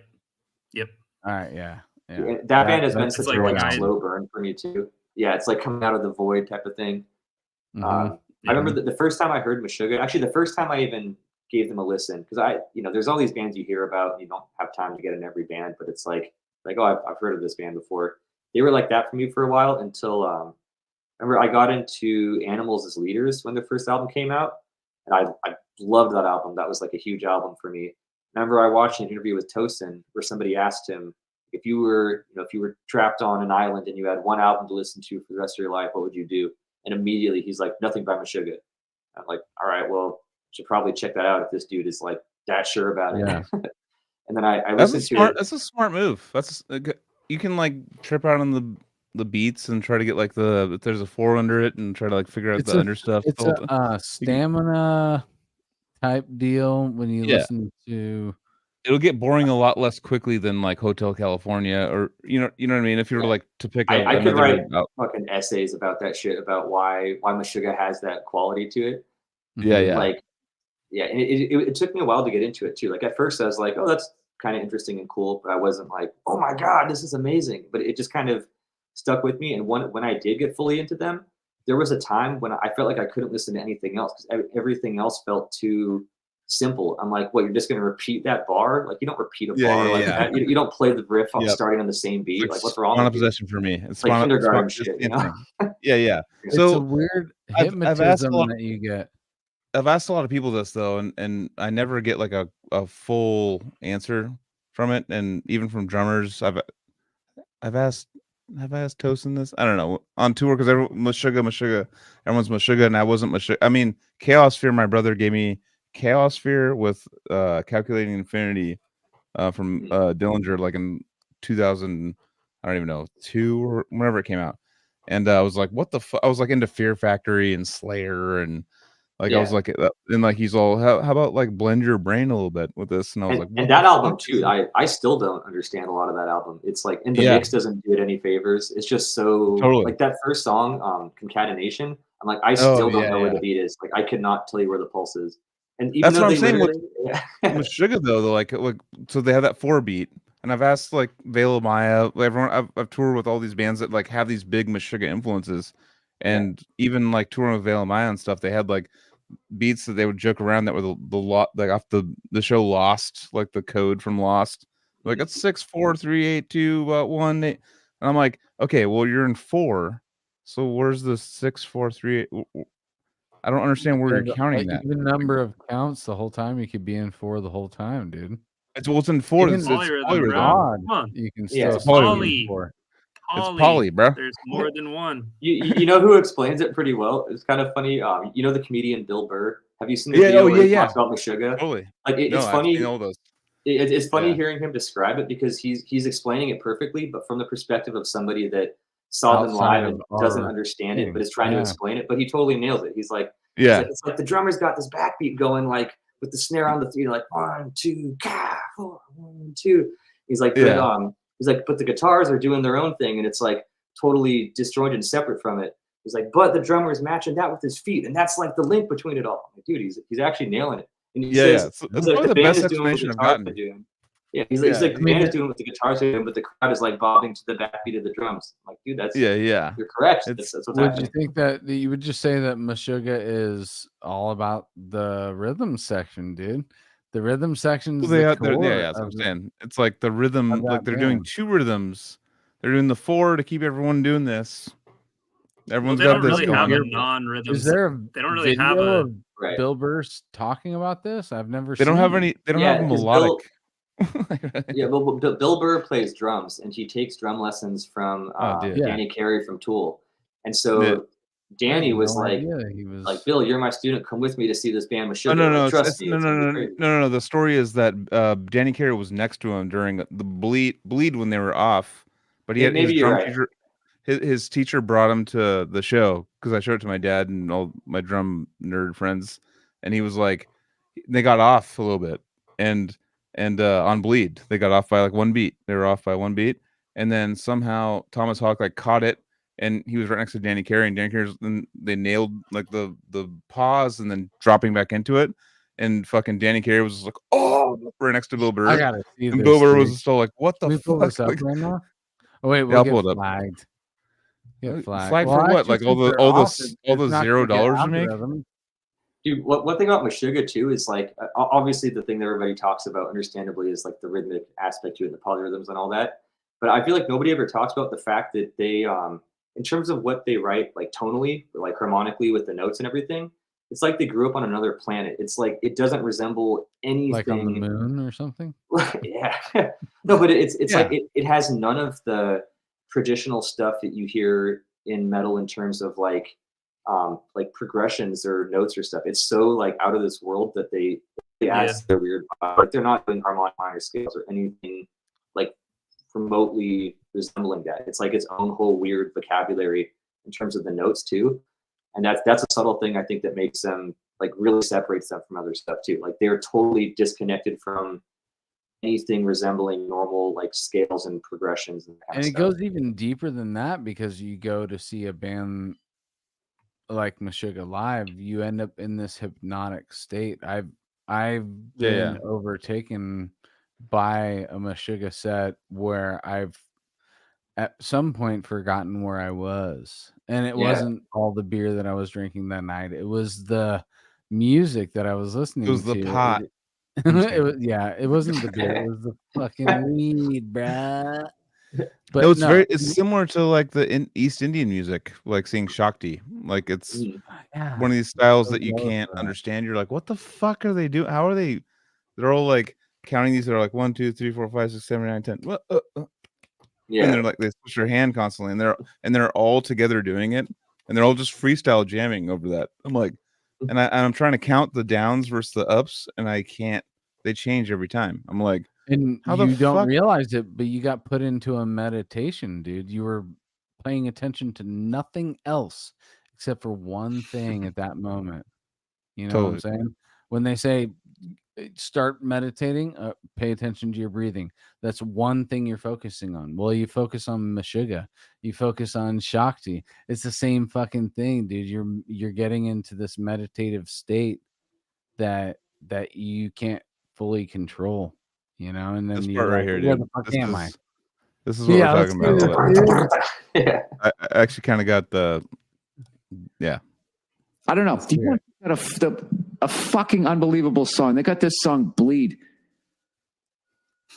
and on top he's playing like eighth notes with the backbeat on 3. So everybody's head is moving to that, like God, God, God, God. I can't even do it right, but underneath his feet are going like the whole song basically. As on top, he's like. It's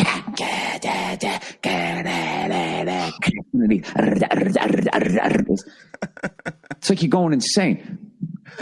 Yeah. You know, like I was like, if you ever heard voices, like I think that's the music version of that song. Like up top was be somebody talking to you, going like, "Hey, you want to go to the mall? Maybe, you know, I heard they open a new fucking Starbucks, blah blah blah." And underneath you, these demons going,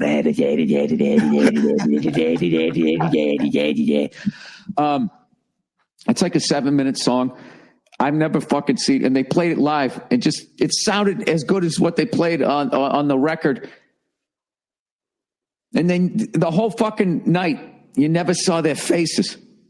It was just these fucking strobe lights going at you lined up with the bass drum. So everybody's fucking nodding to the beat as this thing going, and the lights are like fucking in your fucking face. It was, I never thought I'd be into some shit like that. I can't say enough how fucking unbelievable that band is. And you're doing yourself a disservice as a human being if you never see them live. It was fucking unbelievable. And the amount of like famous drummers that I saw standing there just fucking geeking out, big smiles on their face, shaking their head, you know, like reaffirming to me as just a, you know, casual fan of music that yes, what I am is hearing is that unbelievable.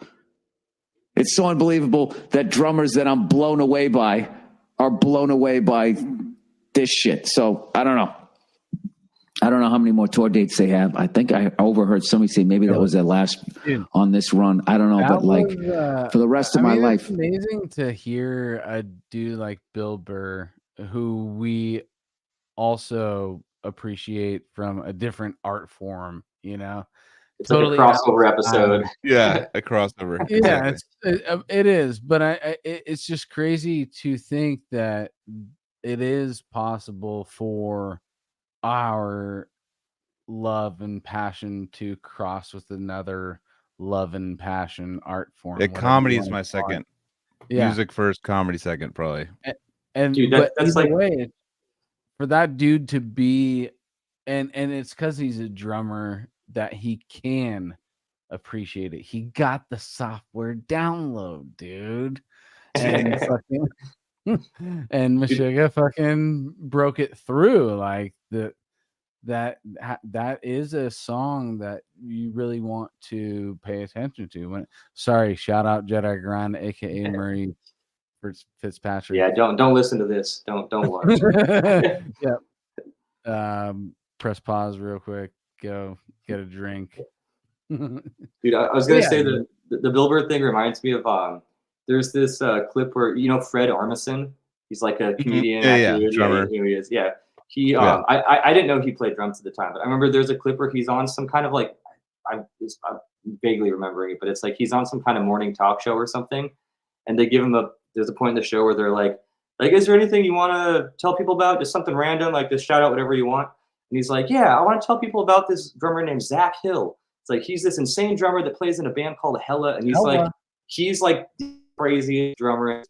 He plays Death Grip, so more people know him, but it's like, at the time, it's like, imagine just your favorite obscure like math rock drummer, and he's just on TV like, I want to talk to you about Zach Hill. He's like, what the fuck? Like, nobody even asked about drums, and here he is like shouting out this random super sick guy. It's like 1-800-GHOST Dance, dude. That's my favorite Hella song right there, dude. 1-800-GHOST Dance, dude. Damn, literally, and watching him play it, it blows your mind. And yes, I am gonna second this. Zach we got rated shit. All right, so while we got rated though, I want to show. No, I want to show the weeds. I want to stay in the weeds with Fred for a second. I know, leave that just for a second. But Fred Armisen, actually, I just want to add to that. He did a special at Great American Music Hall of all. Yeah, Naveen was there, and you could not get into the club unless you proved that you were an actual drummer. So only drummers in the crowd. So they had a guy standing there with a snare, and they'd be like, play a paradiddle right now. Holy shit, I haven't heard about that. And dude, you couldn't get in unless you could play whatever they fucking said, dude. What if you are a drummer, but you just like get really nervous and space out and you mess up? Like, you're not a drummer, go home. You're out. You're out. You can't go to the Fred Armisen special, dude.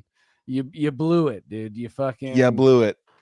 But what was cool about that special, I'm not going to give it away, but inside Great American Music Hall was the history of drums set up in different drum sets, and his special takes you along the history of music and drums through comedy.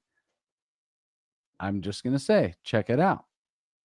If you can find it. I don't even know if it's still on streaming now, but shout out Branton Music for fucking rating us. Love you guys. Brantron, hell yeah. Love you, guy. It looks like a guy in the picture. Brantron Love Music. You, guy. Shout out. This is All right, is I don't even the know video where that we're kind of this you're about to put is on the video Valley we're kind of getting Mandela at. right All right. This guy that works for me put up a video. Show him the video. And it has like over 100,000 views. What is it? Is that you? Oh shit, that was the video.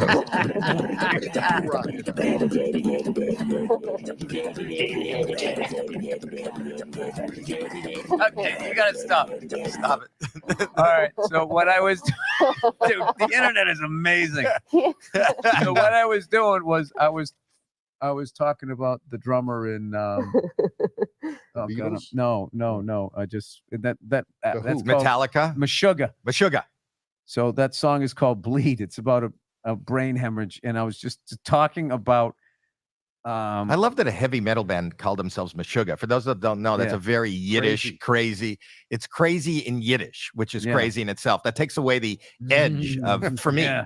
of a metal band. But go ahead. So there was just something where it was Nice like call, it was Howie. I don't know much about drums, but it was like when they play like 2 time signatures against each other, 3 against 4, whatever the hell he's playing. He was playing 4 on top, and underneath he was playing a different time signature with his feet that the band was locked into, but the crowd was locked into what he was doing with his hands. It was the sickest thing I had ever seen, and it still grooved, and people could still intellectually wrap their head around it because he had that 4/4 pulse on top. And then Might as well be talking aviation to me. and then the because- singer was singing in 4. It was amazing. I don't And know what the was this group. was so cool was I went to that show.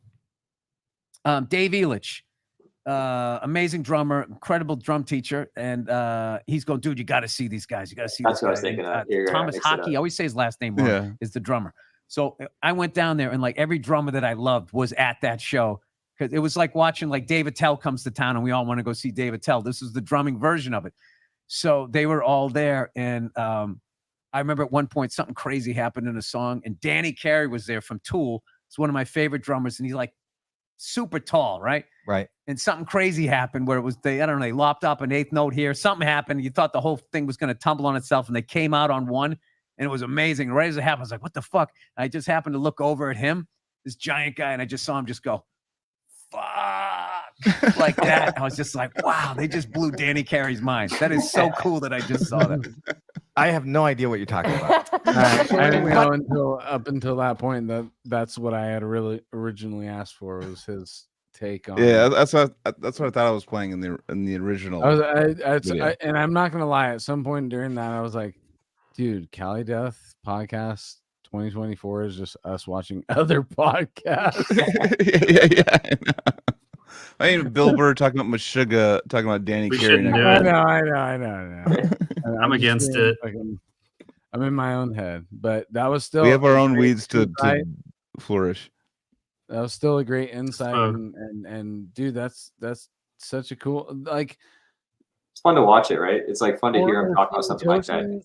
Seeing Tosin with other like top level shredders and everybody's freaking out on his playing, and you're like, whoa, dude, our generation is making an impact and impressing the forefathers of shred heavy metal and all this kind of shit, and asking questions about their style, and you're just like, whoa, dude. Like, I mean, I guess this really is innovation in real time. You know what I'm saying? It's like, cool to see people that you wouldn't think get it. You know, Right. And that's Right. that's the main. It's like seeing Bill It's Burr cool- explain it to people. Like you're like, He likes it for the same reasons that we like it, like, because some people Right, yeah. like maybe he would just like it on a more surface level, like oh, it was crazy, it's like it sounded scary and intense, but it's like, no, he's Yeah. talking about the details that are like, I mean, totally. he gets He it. understands it. Yeah. Exactly. Fuck yeah. he speaks the language, dude. That's what it is. It's learning another language, really. If you can speak, if you can hear music, then you can understand the language. But if you really dig deeper, you can actually speak it to other people too. That's not me right now. That's not me right now. Well, fuck yeah, dude. We're going on 3 hours, Kyle. Dude, Kyle, I Awesome. still have tons of questions, dude. Damn, dude. I know we say it and we still make it happen, dude, but I'd love to have you back on, dude. Anytime, man. Of course, I'm down. Oh yeah, awesome. Well, yeah. I was go ahead. hoping that you weren't yet so busy in Nashville that staying up late with the Cali boys. No, I've big been ask or anything. I've been staying up late a lot, anyways. It's funny because right now I'm pretty busy in terms of like the stuff I have to get done in general, like mainly for Fallujah, because again we have this like pretty intense album deadline coming up. But other than that, I mean, I quit my job and I moved out here, so I'm like very much not tied into specific days and times of doing things. You know, it's like I've got a big to-do list, but I'm not like, host. Yes. Yeah. I was expecting you to be in Cali because it was an 8 o'clock time, but it's yeah, I funny that remember you guys hit me up like as soon as I leave. all your time. Yeah. Yeah. Cool, And guys. yeah, man, I'm excited for this new Fallujah record. I'm excited for digging into the Archaeologist discography, and yeah, man, Dig hopefully into the Archaeologist, dude. I mean, couldn't have said it better myself. Also, see, you mentioned something we always blow it on, but so you have a Patreon. So how do people get in touch with that? Yeah, it's I think it's just patreon.com/archaeologist, I'm pretty sure. Or I think the other one is /Fallujah. Yeah, literally patreon.com/archaeologist for my kind of personal one. Again, that's small casual thing. I just kind of give some updates, you know, on what I'm doing kind of before, you know, I'm talking about stuff publicly. And then patreon.com/Fallujah is the band one that, you know, that one's like a group effort from the full band. And that one we go a lot more in depth in terms of like what we're offering on it. You know, like we upload guitar tabs, we put all our playthroughs and videos and stuff there first. We give like sneak peeks of stuff. Like every month we have a meeting in like the Discord group we have for our Patreon. So anybody that's subscribed, you know, on any tier, they can join these meetings, just hang out with us once a month. Nice. And on the last one, we usually don't spoil this much stuff, but I think we're just all excited about new album we're working on. We like spoiled the album artwork we picked out. We spoiled like basically the whole intro track in the demo form. You know, we're like, just fuck it. You guys are all here, like the kind of inner circle hanging out. Like we'll just like stuff we wouldn't normally share at this stage. We're like, whatever, it's fun. Let's just share it. I'm signing up for your Patreon right now. Boom. New Thanks, bro. patron right there, dude. Damn. Thank you, man. Oh, two-factor authentication, son of a bitch. You tried, dude. It's cool. You tried. No, I'm still going. It's the thought that counts. I love. I'm in the world of internet security, so I actually appreciate it because this ain't no thing. You can use that excuse for anything. You're like, sorry, I missed your wedding, bro. It's two-factor authentication. You know, it's just... I got two. Sure, at the fucking when you pulled up, it's like two-factor, dude. What's up? Yeah. There's a piece of mail we're sending you back home. Can you go grab it? Oh God, yeah. That's awesome. No, I want to check it out. You got the bottle, sick. I know, right? That was, do you remember when you gave me that when I picked up the drums from the tour? I do remember that. Yep. You got me a couple shirts in the yeah. bottle. Dude, and thank you for helping us out multiple times too, like the practice space and drum stuff when we're like a day away from tour and not like having our shit together. You've helped us out big times. Thank you. That was I was stoked, and it was fun to go to that bomb shelter rehearsal and then come home and then watch on Scott's Twitch, watch Aaron just shredding my drums like 30 minutes after I was there setting him up, and I was like, yeah, I could see why he got the gig, dude. So yeah. But yeah, man, fucking I'll try to roll through Nashville one of these days, and otherwise I'm sure you'll be back in Cali for shows and stuff. I mean, you guys with the Exodus, it's making me more and more want to go visit Nashville and see what's going on over there. Yeah, if you guys are ever around here for any reason. I know. Are you guys gonna really steal all of us? We're probably gonna end up moving there at some point. Yeah. I mean, I'm curious enough with all, like I said, we call it the Exodus. It is true. There's enough people now where we're starting to be like, hey, what's going on over there? You know, I want to know. I get. And they all showed up when I could finally afford to live here. Like they all show up now. Like I've been working for almost like 4 decades, and finally, like I'm like, fuck yeah, I can survive here. And everyone's like, oh, we're leaving. I'm like, cool, dude. Well, I'm glad I tried so hard. That was tight. You show up and everybody's like, all right, I'm not take leaving. your clothes off. We're all having an orgy now. Put on a mask, a Slipknot mask, and get up in this. And then you leave home and you're like, wait, that orgy inspired me to make a new album. And then you're like, wait, this is what it is, dude. Nashville is just getting into us through sex, dude. Or to listen to Blue Monday. That's an orgy joke. But anyways. Real that was a sick orgy joke, bro. One of the best covers of all time. Blue Monday by Orgy. It was actually a really good cover. Is that a cover? Was that? Is that a cover? I thought they wrote it. Yeah, exactly. That's the best response ever because that's how good it is. And also, Faceless did a Depeche Mode song. Shake the Disease. Yeah. And I just saw them. Funny? I have a story about you go first, but I have a story about that song too. No, go ahead.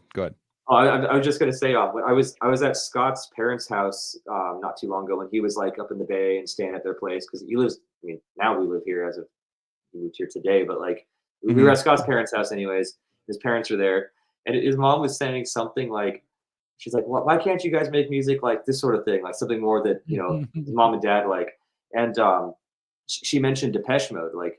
She was talking about music that she likes that we could like try to do, and she's like, "You guys should play a Depeche Mode song." And we're like, "Oh, like we did that, but Faceless did that. Like, check this out. Put on "Shake the Disease" by the Faceless and see if Scott's mom likes it." And we're like, "This is gonna be like a crossover moment, like oh, it's that song that I know, but it's like in your guys' music." We played it for like 5 seconds. She's like, "No, turn it off. I hate it." Like, oh. You gotta show her the original song first, though. You gotta show her like. So she knew the original, but I think the growlogist came and she's like, "No, not it." Yeah. I think that generation, I get when they hear a cover song, they want it to be exactly the same. Yeah, like but with a different voice or something. They want the singer Stain to sing their song rather than or the singer of Hootie and the Blowfish or something like that to have their twang on it, but not like for a fucking shit. Yeah. I mean that's literally up there. Orgy and Faceless are up there with my favorite covers because they took it people like you didn't know it was a cover, it's like and that's like their most famous song. If you go to Spotify and look up Orgy, it's going to be Blue Monday #1, and then it's going to be a couple other songs that they wrote that like have like a quarter of the listens. It's the only Orgy song I know. Exactly. And sometimes those bands like take a chance to try. I mean, Faceless is a bigger chance. Like they blast beat and make it black metal, which is kind of at the time what Depeche Mode was. It's kind of like black metal for that generation of kind of like techno pop, dark synth stuff. That's what it was. People were like going like, all our cult listen to Rolling Stones. Hate you now if they stuck around for 3 hours. Like, I mean, the Rolling Stones are like, oh, whatever, but like hearing Depeche Mode at the time, they're like, oh, this is black metal to them. That was black it's metal. Dark. It's not fun. It's like exactly. It's like making people face their fucking demons. Or, I don't know. It's like the dark. It's not like, oh, you can't always get what you want. It's like, dude, remember that time when you got fucked over and sucked? I always attributed the Blue Monday orgy thing to like the Sweet Dreams Marilyn Manson thing. Well, we knew where that came from. That's what got Marilyn. It's Manson similar on though. the map. Similar. Yeah. Going off of somebody. All right. Yeah, we love you guys. I love you guys. I have to piss Marilyn so bad. Manson and orgy. That's how we end this one. Here we go. Guys. Outro. Thank you, Kyle. Bam. But no, but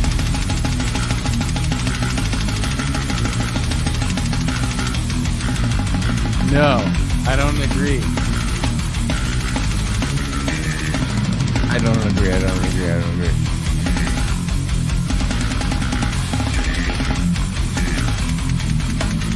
That was Joel.